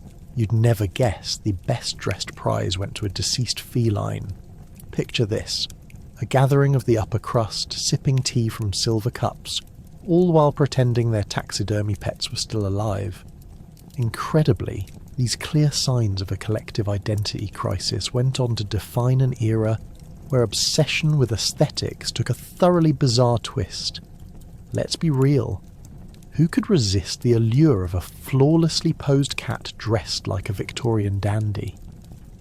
With every meticulously crafted outfit, these cats delivered fashion commentary that would make today's influencers weep in jealousy. Just imagine a fluffy Persian draped in sequins and feathers, purring majestically despite the fact that it hadn't technically been purring since the day it met its untimely end due to a most unfortunate encounter with a tin of tuna. Meanwhile, guests would toast with glasses of sherry, whispering compliments to Lady Wimbledon, oblivious to the fact the feline in question had once trampled her freshly laundered petticoats. Victorian culture thrived on the absurd, and this spectacle was no exception. Hosting a taxidermy cat fashion show could be viewed as the ultimate flex, a delightful way to show off both one's wealth and eccentricity, all while paying homage to their dearly departed companions. And let's not kid ourselves, it was no regular fashion show, no sir. This was a runway for the elite, a glittering stage for dignified dead cats that had the enviable ability to capture the audience's hearts despite, well, lack of life. Enduring whispers about how dubious types might pawn off family heirlooms and relics to pay for such extravagances made things even more interesting. After all, who doesn't want to dress their former pets in gowns gleaned from some exotic location, or outlandish garments crafted by the finest of tailors? Chaos ensued as these delighted guests gathered, sipping on their Earl Grey, but secretly judging just how much money was spent enabling the purring of fashionably recently departed tabbies. Every prized cat turned up with its own backstory thicker than a London fog. Perhaps Lord Bumblebottom's cherished ginger tomcat, Sir Fluffy Paws III, had once been a valorous hunter, known to bring rats as gifts to the family. Now, fully adorned in a regal velveteen cape, this valiant knight of a cat showcased its feats of yore while perched proudly on a velvet cushion. talk about a wardrobe malfunction. Sir Fluffy Paws Thur wasn't going anywhere. Indulging in moments like these marked the social calendar of the time, illuminating not only the sombre love for lost pets, but also illuminating how society relished in laughter over whatever absurdity captured their fancy. Guests delightedly clapped as Lady Grimriddle showcased her taxidermy cat, adorned in a sequined number that screamed femininity and grace, if only for a ghost of the feline it once was. What's more entertaining than witnessing a meticulously crafted feline beauty parade around with all the elegance of a showgirl? Of course, one must acknowledge how this entertaining spectacle blurred the lines between mourning and revelry. It wasn't just about death, it was about celebrating life. Lives cut short, lives memorialised via sequined blazers and feather boas. The muddled concept of preservation thrived, staring face first into the paradox of dead cats strutting in style, while their owners guffawed while reminiscing of them clawing at the curtains in life. Onlookers left such soirees filled with a peculiar mix of disgust, glee, and genuine admiration. It became clear that these gatherings weren't just about the cats. They were about connecting with one another through an unspoken bond, a knowledge that, in the end, mortality is as much a part of life as fashion is of nature. Dressing a dead kitty in haute couture led to unrestrained giggles while sneaking in an understanding of how humour could coexist even in bereavement. So, as the evening came to a close, hosts would gently tuck in their taxidermy cats, still dressed to impress despite being hopelessly dead. All who witnessed fashion history unfold shared in an eccentric camaraderie, a reminder that, even as life kicked the bucket, a bit of creativity could still elevate a night to glorious absurdity. For what is better than finding joy among the remnants of the past, even if they happen to be dressed in silk and sequins with a slight whiff of formaldehyde? Behind each Victorian home was a vast collection of sock puppets and bizarre creations. From miniature puppet shows to crystal ball readings, the absurdities of life weren't just for the stage. Oh, bet you didn't think that odd spinning prop in your attic could demonstrate real magic. Murray's Wonders became a stage for imaginative whimsy, and sock puppets were always up for a good laugh. Now, picture this. A cosy parlour buzzing with laughter as family members gather for a puppet show starring Sir Waddlesworth, the illustrious sock with a penchant for drama. Murray, the town's resident fabric magician, had taken mere socks and transformed them into quirky characters, each with more personality than most of the people on the street. With googly eyes that seemed to express every emotion and yarn hair that looked like it had survived a thunderstorm, these puppets were the main event of any Victorian soiree. In a time when entertainment options were limited to reading by candlelight or trying not to inhale too much coal dust, these charming sock creations offered a delightful escape from the monotonous struggles of daily life. But the wonder didn't stop there. Murray didn't just throw on a puppet show for the neighbourhood children. No, he was out to thread a deeper narrative, plunging audiences into worlds of romance, adventure, and even the occasional existential crisis. As Victorian society grappled with rapid industrialisation and crushing societal expectations, watching 30 colourful socks reenact grand tragedies became a form of therapy, a cathartic release of pent-up feelings. It was like Shakespeare blended with a dash of whimsy, with many in the crowd leaving the show pondering life's meaning, right before heading home to sweep out the soot from their living rooms. Of course, let's talk about the sock puppet production value. These shows weren't simply a pair of mismatched socks thrown together. Oh no! They were elaborate spectacles complete with stage lights, using perhaps a dim candle or an oil lantern, and intricate backdrops painted with a flourish of whimsy. Lurking behind the scenes, Murray's assistants often included overly dramatic kids and sceptical cats, who were not at all thrilled with their newfound responsibility of entertaining the masses. Imagine the feline actor secretly learning lines in the corner while plotting escape routes from Murray's muse. In fact, sock puppetry was a robust community effort. Neighbourhood children would scavenge through old drawers and cabinets, assembling their own cast with whatever they could find. That meant the stage might feature a poodle sock, the old smelly laundry sock, because let's be real, nothing beats authentic Victorian aroma and the occasional sock puppet that was only vaguely human, requiring a bit of imaginative stretch to make a coherent story. Yet, despite their randomness, these diverse characters captured the audience's imagination, giving each performance its unique flair.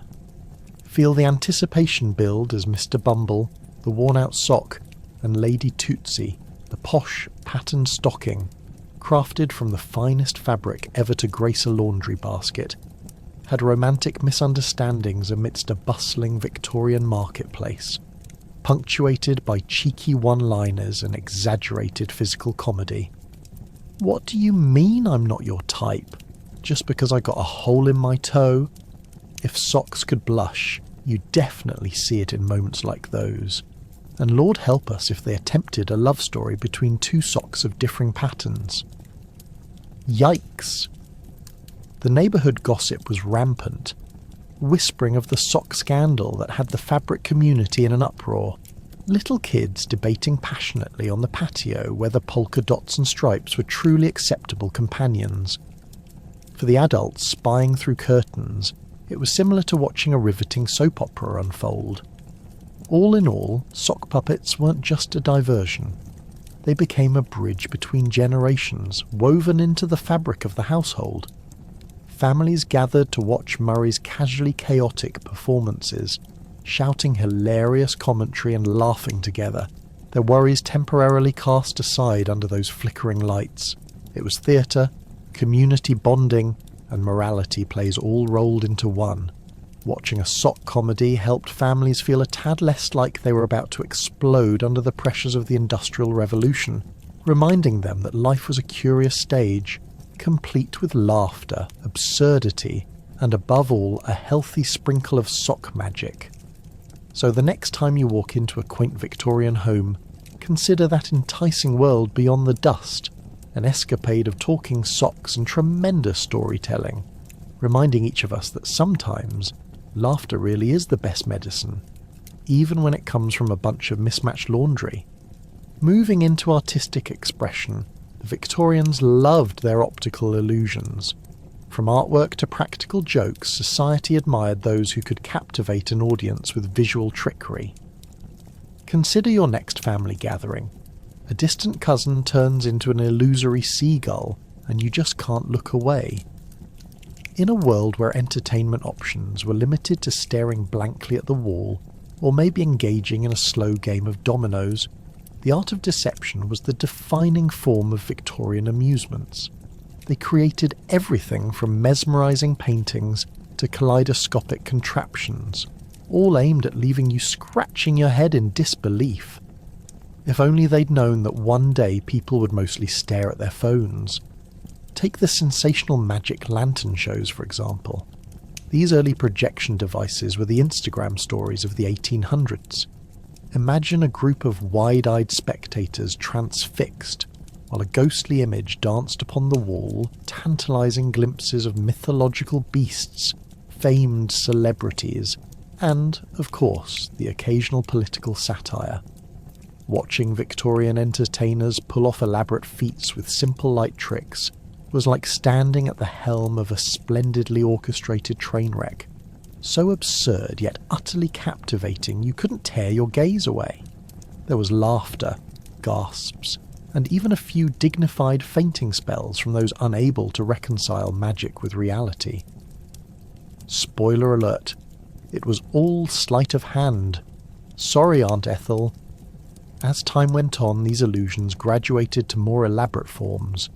Enter the fascinating world of phantasmagoria. an art form that tested the limits of imagination and reason as Victorian audiences watched spectacular scenes that could make a grown man keep his hands firmly tucked beneath his seat. Ghosts, demons and flying whales all flickered to life with the help of a series of clever projectors, which brightened up the darkest of rooms. People were entranced. Some would have even sworn they'd just spotted their dearly departed Uncle Jasper, strapped to a brightly coloured balloon, floating by the window, and that was an improvement from last year's reunion, where they spent the evening evading judgment for their third helping of pudding. And let's not overlook the whimsical world of magic tricks. Illusionists relied on props that were practically made for mishaps, bending not just the laws of physics, but also their audience's mental capacity for disbelief. If you've ever witnessed a magician pull a rabbit out of a hat, you may not realise that for the Victorians, pulling objects from strange and extreme locations was practically an Olympic sport. A long scarf unfurling from a pocket was one thing, a live goat vanishing only to reappear under a table was quite another. Ask yourself, how did the Victorians get away with this kind of mischief? The answer lay in public gullibility and a healthy dose of societal fascination with the unexplainable. So picture this. You're at a Victorian soiree, mingling over a cup of lukewarm tea and sharing gossip about Mr. Thompson's unfortunate moustache. Suddenly a magician steps forward, cloak billowing, and with a flourish, he produces not only scarves but also a mixture of spiky hedgehogs and bits of confetti. Voila! Each audience member gasps and laughs, cradling their shocked faces as they collectively try to decode what they just witnessed. Meanwhile, your Aunt Gladys is clutching her purse, ready to hurl it at any moment should a hedgehog venture too close. Of course, these stunts weren't limited to entertainment. Oh no, dear listener, the art of deception permeated everyday Victorian life. That's right, the genteel folk would compile trick photographs, pictures that played with perspective, leading one to believe that a lady was levitating or that a man was standing atop a massive cabbage. Cabbages weren't exactly on the top of the elegant scale, but they sure made for a fascinating prop.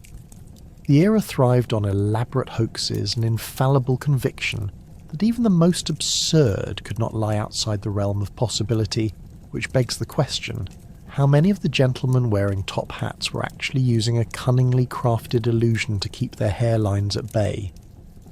As we dive further into the whimsical nature of Victorian obsession with optical illusions, let us consider this.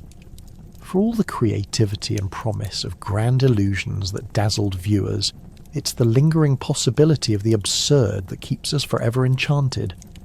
Something that springs forth from 19th century mischief is wrapped in humour even today, where we can still find that distant cousin attempting to impersonate a seagull during family gatherings, and we can laugh while wondering how humanity ever made it this far without magical rodents pulling strings. After all, it's in the joy of wonder that we find the shared human experience unrolling before our eyes, and slightly out of reach, just as a good illusion should. As tea became the drink of choice for all things British, the obsession with collecting quirky tea sets and odd flavour infusions took hold. Want an Earl Grey tea blended with hints of fine road dust? Not a problem. These conversations are sure to leave a strong flavour in your mouth, and perhaps a bit of confusion. The Victorian era was a time when tea drinking wasn't merely a social custom, it was a full-blown cultural phenomenon. Forget about your typical tea bags. These folks would have scoffed at the convenience. Instead, they navigated a landscape of bespoke tea blends like treasure hunters among aromatic foliage, seeking flavours that sometimes made their taste buds sing, while at other times raised alarming questions about quality control. You stepped into a Victorian tea house, and the first thing that greeted you was the unmistakable fragrance of boiled leaves competing with a distant whiff of a dry auction barn. It was sensory overload of the most comforting sort, unless you happened upon the infamous herb tea that was reputedly a blend of dandelions and the occasional disgruntled raccoon found rummaging around the local refuse. "Would you like to try some cured goat whisker tea?" a server might ask with the bravado of a travelling salesman, prompting you to nod in enthusiastic confusion while inwardly contemplating your life choices. But don't be fooled. You weren't just sipping a random flavoured concoction. The Victorians were scholars of tea. Books filled with intricate brewing instructions, steeping times, and stories of exotic origins were their Bible. Have you ever pushed your friend's boundaries by presenting a cup of bubonic beetle brew? Perhaps it's the perfect way to keep your circle of acquaintances on their toes while awkwardly accommodating their preferences. After all, nothing says friendship like a good chat over a cup of dubious herbal remedies. Naturally, this obsession escalated into collections that bordered on fetishism. People began hoarding everything tea-related, showing off their extravagant collections of fine china teacups painted with whimsical woodland creatures, or bizarre scenes of hunting entangled with some charming Victorian-era battle. One can only imagine the absolute joy of watching someone drop a precious bone china cup featuring a dainty rabbit surrounded by some sort of pet cemetery. An exclamation of horror mixed with admiration would, of course, ensue. It wasn't just the vessels. The accoutrements reached dizzying heights of eccentricity. Imagine one of your relatives proudly walking in with a portable tea infuser that doubles as a Victorian complex to brew any dreamed-up potion, or a comically large strainer resembling a metal hiking backpack that would surely make steeping leaves the most robust exercise routine known to man. If that weren't enough, some adventurous patrons ventured into the realm of tea concerts, where live music and oddly flavoured brews met to create an experience that could most kindly be described as unique. Who wouldn't want the chance to sip on Earl Grey while listening to a finely tuned recital of the eloquent Scream of the Fox? The class divisions that were rampant in this era, where posh tea houses haughtily served only the elite, while the rest sipped boiled water laced with nothing but the essence of despair, didn't help, of course. The richer you were, the fancier the blends you could afford. Some even claimed you could taste the wealth with every sip. But for others, it became a drinking game, taking bets on how many kettle screams they could endure before imploding into a million pieces. "Ah, Royal London," one might deadpan, while others chuckle in muted sympathy. And let's not forget the storied origins behind these brews. From tales of mysterious teas delivered by steamboat captains who claim their blends were inspired by sittings with dainty orchids in palaces abroad, to ridiculous myths of hypertensive nuns feverishly brewing concoctions for divine guidance. There wasn't a lack of entertaining tales to accompany every cup. People became consumed not only with the practicing art of tea, but also with sharing these absurd narratives at every gathering. Oh, don't mind the fact that half of them were probably fabricated. So, the next time you unearth your great-grandmother's fine porcelain teacups at the back of the cupboard, take a moment to imagine the convoluted history that could have surrounded those very vessels. Each cup is less just ceramic and more an embodiment of Victorian quirkiness, signifying how a simple leaf transformed from mere plant to cultural obsession, uniting the well-to-do and the mistakenly curious over cups filled with escapism and eccentricity. In essence, tea wasn't just a beverage in Victorian society. It was a marvellous performance art, a storytelling medium, and a filter through which the world of whimsies, odd trades, and life's delightful absurdities filtered seamlessly on tiptoes. Now, sharpen your silly grasp for the next unified relic.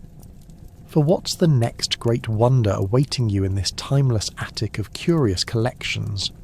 Hold that thought as you ponder the joys and perils of Victorian merriment, in the brewing storm of curious concoctions.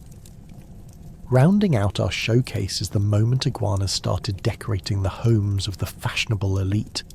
Shocking as it seems, if you thought snuggling with a friendly dog was common, picture this.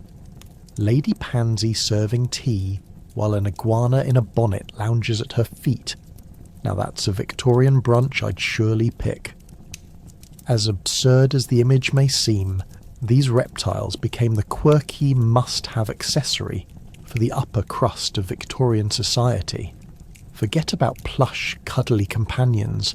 If you weren't sporting a lizard, you were simply not in vogue. Imagine, if you will, a sunny Saturday afternoon in London as the gutters overflow with the sights of the most stylish citizens. There's Lady Pansy, elegantly clad in a gown trailing behind her like a royal shroud. And there's her prized iguana, Mrs. Snazzy, with her tiny bonnet perched atop that scaly head, basking in the glory of social esteem. People all around stop and gawk. Is that a lizard I've just seen adorning her ankles, you might whisper? Yes, my friends, social status wasn't only flaunted through flamboyant hats, it now involved the presence of an exotic lizard that was just waiting to be admired. Victoria's fascination with all things peculiar wasn't simply limited to insect and taxidermy. No, it spilled over into the realm of reptilian fashion statements. Many households considered it quite fashionable and oddly sophisticated to flaunt these cold-blooded companions as part of their social gatherings. As the tea was poured in dainty cups, guests would subtly take note of those intricately decorated cages, brimming with what they called exotic elegance. With Londoners eager to outshine each other, iguanas became the latest trend, like tiny living jewels glossing their parlours. Did you think caring for a dog was a challenge?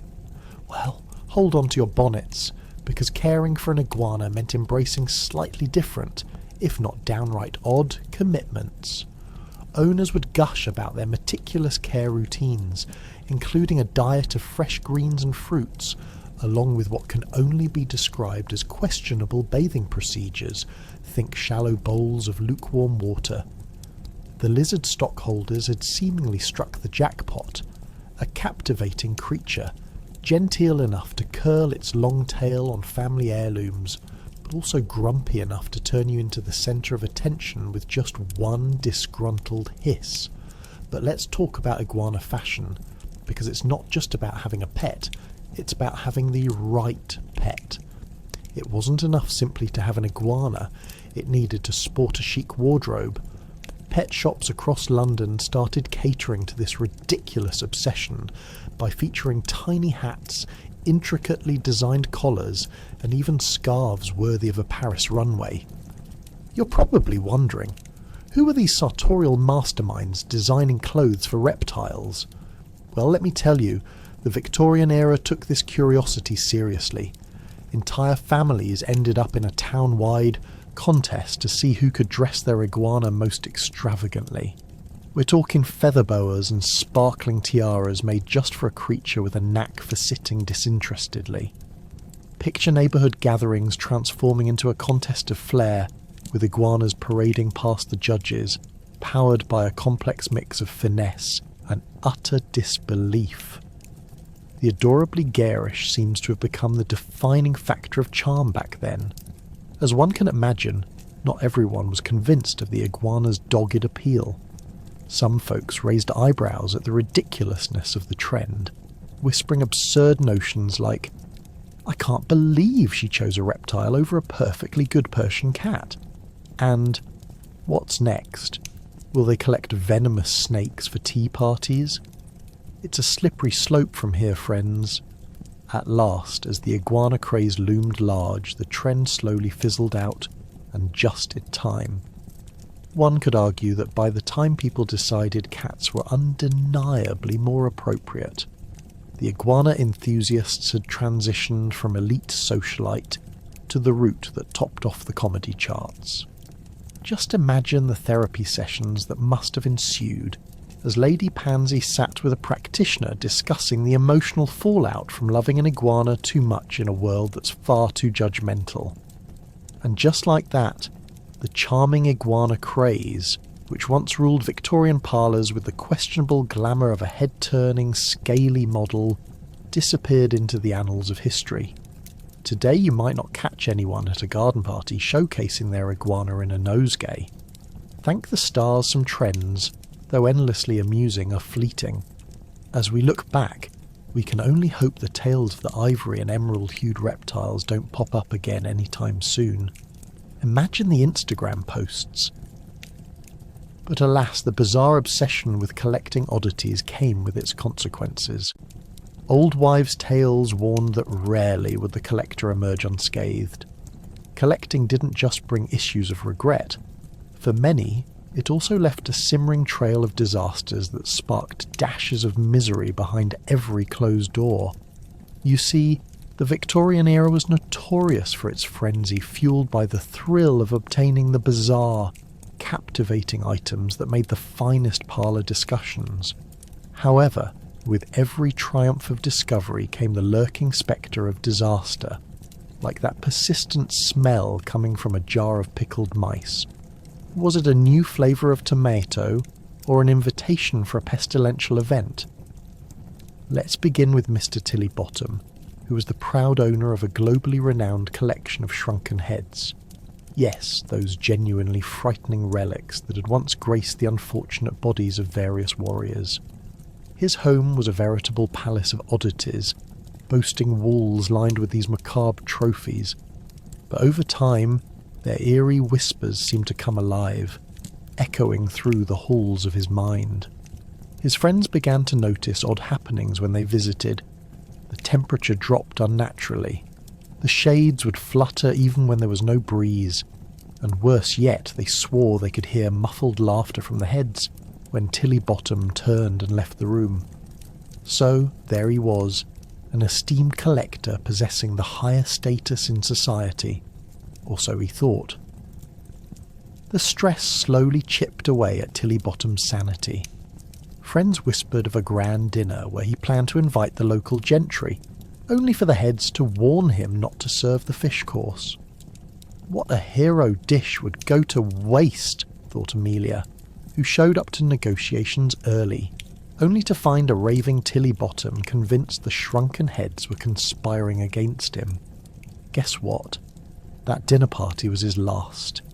It ended with Tillybottom dramatically flailing his arms and shouting for mercy, which wasn't the crowd-pleasing finale he envisioned.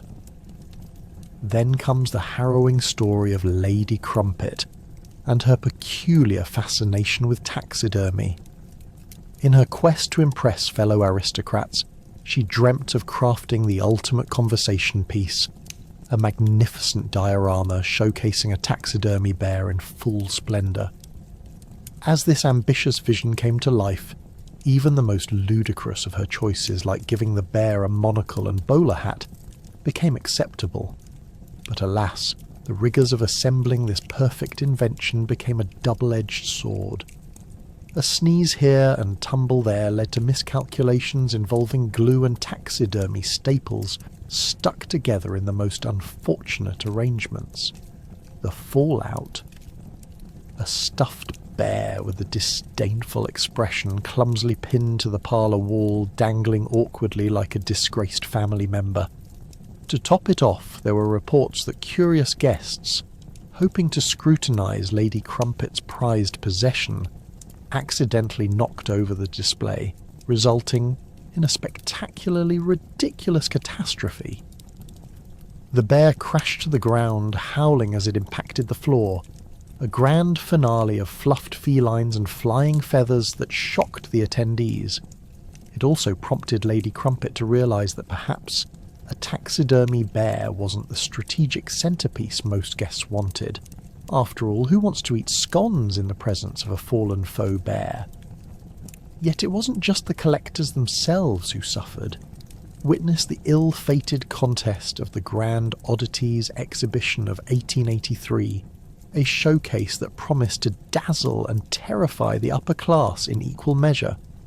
curious souls proudly displayed their numerous follies, flaunting mummified animals, jars full of peculiar poisons, and near-legendary pressed pests. But the judging committee lost all composure when it was apparent that rival collectors began conspiring with the most unexpected methods, accidentally releasing massive bats in the middle of the hall as a grand demonstration of predatory beauty. Imagine society's snobbery devolving into lawless chaos, with the pompous attendees swatting at flying rodents while spilling their finest elderflower cordial. The exhibition ended abruptly, leaving behind a melange of shattered egos, squawking patrons, and a wish that no one would repeat that culinary catastrophe ever again. In the end, the Victorian fascination with oddities became something of a living paradox. Every collector faced a kaleidoscope of turmoil, whether from objects they cherished or disasters in their midst. While some may have walked with their heads high, the echoes of their collections haunted their very foundations, pushing them into the realm of the completely unhinged. So as the dust settles on their peculiar past, it serves as a stark reminder that curiosity, while exhilarating, can often lead to fantastical horrors lurking just around the corner, or perhaps under the lace curtains waiting for unsuspecting eyes. The art of collecting wasn't only about the unusual. Quantity weighed heavily for book collectors. The Victorians adored dusty tomes filled with sprawling tales, wisps of lovers dancing, chronologies of lost kingdoms, and seductive volumes on the importance of quirkiness. Imagine dedicating an entire room to your literary gems, all while pretending to comprehend volumes on quantum physics. You can almost hear the creaking floorboards protesting under the weight of smugness and paperbacks, can't you? Now picture this. You walk into a Victorian home, only to be greeted by a tidal wave of leather-bound spines and fraying parchment. Every wall is a fortress built from the collective wisdom of mankind, or at least a fine selection of murder mysteries. The musty scent of ink mingles with that slight hint of regret for the decisions that led you to leave your home, with nothing but an umbrella and a handful of coins. What's a good Victorian if not a bookworm craving knowledge, grandeur, and perhaps the occasional scandalous gossip about who did what with Lady Grimblebottom's pet turtle? The Victorian book collectors were exceptional characters. They not only sought rare editions, but took pride in flaunting their collections to impress other affluent people at tea parties. Oh, that? Just my first edition of Pride and Prejudice. I snagged it at a flea market down by the Thames, you know. The art of bragging came naturally. It was basically an Olympic sport for the upper crust. They hunted for books on everything under the sun, including gardening, astrology, and even methods on how to grow a moustache that could rival a walrus. If the tomes didn't quite fit their tastes, they would often create elaborate book plates just to brand them as theirs, because it's always better when everyone knows you own something they can't afford. Of course, with great collections came great responsibilities. Ever try to fit a 1,000-page novel into your puny brain while simultaneously coordinating a dinner party? It's like juggling cats blindfolded. In this era, if you didn't at least have a flimsy opinion on the meaning of that enigmatic comma in Emily Dickinson's poetry, were you even considered an intellectual? Books weren't merely for reading. They served as platforms to start hot takes over tea, as you casually discuss whether the Lady of Shalott was just a misunderstood artist. But, oh dear, the bookmarks. The sheer number of them alone could send a bibliophile into a frenzy. With illustrations of romantic landscapes or infamous literary quotes, they weren't just practical. They were weapons in the battle of who has the best bookshelf decor. Toss your droll, plain bookmarks aside. Having an extravagant collection of unique ones was as vital as having an equally eccentric tea set. You'd never know when a surprise guest might check if you used an actual sonnet to mark your pages, or if you were simply using the last receipt from the haberdashery. Fancy a story. The art of deception crept into the pages themselves, especially when it came to purchasing books. Some collectors, in a burst of literary enthusiasm, would determine a novel's worth based on how posh the cover looked, rather than its actual content. Picture them leaning over a desk, chin clutched in thought as they brood. Is the gold leaf worth the inflated price on this tiresome philosophical treatise? Surely I can impress the neighbours with its sheer presence on the shelf. And when the world began to face the rapid information exchange from the Industrial Revolution, pamphlets and periodicals started to take over the literary scene. The Victorian collectors now found themselves in a race against time, amassing articles and references faster than they could bat an eye. Standing in their grand libraries, they must have muttered to themselves, "Oh no! More things to read! One can only consume so much literature before becoming a walking encyclopedia. Pity the fool who asks me to summarise the history of the potato." At the end of it all, the Victorian obsession with books evolved into a delicate dance between the desire for knowledge and a need to hold their social standing. Was it just about the books? Of course not. It was about making sure everyone knew you were still in the know, even if you had 2 cats sitting on your lap and 3 unread volumes stacked haphazardly nearby. Because let's face it, while books may enhance the quality of your life, it's really how you curate them that tells others if you've truly made it as a Victorian elite. So, as you settle in for the night, nestled among your own hoard of books, or perhaps merely sipping tea while scrolling through a modern e-reader, just remember, your Victorian counterparts were wrestling with the very same obsession and aesthetic dilemmas over a century ago. They may have long since perished, but their odd collections and quirks live on in our collective literary spirit, not just as relics of an era, but as enduring evidence of just how wonderfully peculiar human taste can get. And of course, we could not forget about the rise of quack medicine. Victorians dabbled dangerously in absurd tonics with obscure ingredients that may or may not promise to cure ailments. Are those hamster whiskers actually useful? Who knows? But rest assured that while some of us stick to aspirin, they have been experimenting since day one. Now picture this. You wake up with a cough more dramatic than a Shakespearean tragedy. You could visit a doctor, but who has the time? Instead, you decide to raid your local apothecary, which feels more like an episode of What Not to Eat than a trustworthy clinic. The options are endless. There's the classic cure of frog extracts for your mild headaches. That's right. Just brew a few frogs into a potent elixir and voila. You're better, or amphibiously challenged for life. This sort of concoction might have you wondering if the real cure for modern maladies is simply to avoid the experiments of your Victorian counterpart at all costs. The odd part is, people genuinely believed in the effectiveness of these remedies. To them, the idea of something so outlandish felt like it came with a side of reassurance, less like a poison and more like a mystical blessing. And while we're on the subject of strange, let's talk about patent medicines, the snake oils that were essentially the fast food of the Victorian health scene. Picture an enchanted tonic that claims to cure every ailment barring bad manners, from an elixir boasting to cure everything from scrofula to the common cold, to some extremely dubious claims about restoring youthful vigour. Victorians bought these potions the way we queue up for those fancy cold-pressed juices, except this juice was more likely to come with a warning label saying, "Not for human consumption." It's like if your local barista whipped up a concoction that promised to balance your chakras and cleanse your gut, only to reveal later it was mostly just dirt and bird feathers. But wait, there's more. With every swig of these potions came the side effects, each more delightful than the last.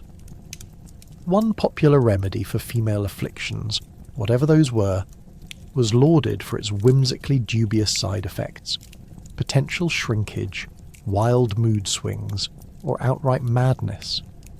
Yes, ladies and gentlemen, nothing says healing quite like the prospect of risking your sanity chasing after a mirage of health. Can you imagine sitting in a Victorian salon drinking your sweet relief elixir while casually contemplating whether one's desires for an elegant bonnet were now deemed a sign of hysteria? Another interesting nugget from this era was the infamous bloodletting, hailed as a legitimate treatment for everything from indigestion to the vapours, which I can only assume was Victorian shorthand for being overly dramatic. Doctors would often gleefully drain the blood from their patients, thinking they were restoring balance when they were really just demystifying the idea of getting an actual diagnosis. It's like putting out a fire by dousing it in gallons of water, while simultaneously ensuring you drown the house in the process. Flawed. But what a show. Now let's not forget the medical marvels of the time. Despite their questionable practices, there was some genuine progress being made. Surgeons could now perform amputations that were less barbaric than putting someone in a wrestling match with a boar, although that doesn't say much considering the choices at hand. But if you had the good fortune to find a practitioner who wasn't just a disguised butcher with a knack for theatrics, you might actually stand a chance of survival. Or at least an entertaining story to tell during tea time. It's both fascinating and horrifying to discover that our ancestors nearly lived in a never-ending carnival of medical mishaps. As you drift off into slumber, think of the peculiar world they inhabited, a reality where a sprinkle of powdered bat wings might just help relieve that pesky cough. So, next time you reach for the Advil, remember that the Victorians embraced the bizarre as a remedy, crafting a merry-go-round of remedies that seem like they might have emerged from some fever dream. In their quest for health, they showed us just how far the imagination can go, maybe too far, and kept us in stitches in the process.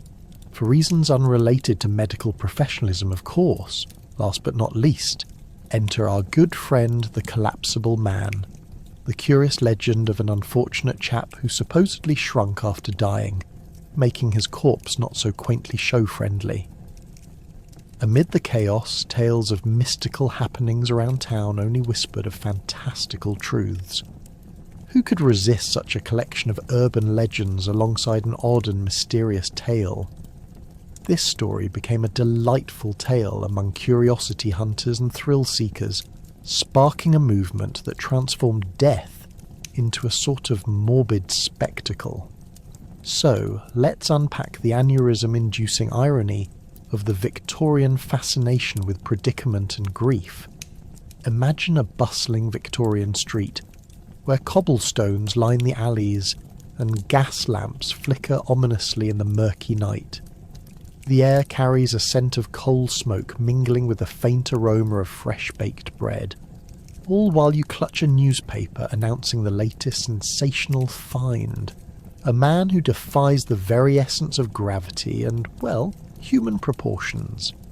Yes, in this weird reality, we're dealing with a corpse that not only took a reign on theatre stages, but apparently also had a side gig as a marionette in the parlours of the unwitting. By the time word spread, the unfortunate soul had morphed into a gruesome curiosity. The collapsible man was said to have shrunk dramatically after his untimely demise. Speculations ran rampant. Was this a sign of some witchcraft? A new method of post-mortem transformation? Or was it simply a case of exceptionally cheap embalming practices? Perhaps the poor chap had succumbed to the deadly cocktail of arsenic-laced makeup and questionable medical practices often peddled by quack doctors. After all, the Victorian obsession with appearances extended even to the deceased, who were often rendered into ghastly spectacles to grace local fairs and exhibitions. While you ponder over the grim fate of our hero, let's not forget the collection of oddities that came with this entire circus performance. Historians have noted that in a time teeming with memento mori and a collective yearning for thrills, every village had its share of strange tales and urban legends closely intertwined with this peculiar character. Citizens flocked to parlour meetings, eager to swap stories. while the bravest souls might wander into the territory of local fairs to survey the true, collapsible man specimen, which was usually nothing short of a controversial stage prop once revealed. It was an ironic twist on how we looked at mortality, an exhibition of life that morphed into a cavalcade of death. "Oh, do tell me more," is likely what you'd hear as one excited socialite leaned in, eyes wide and full of wonder, discussing the intricacies of how one could indeed let it all go.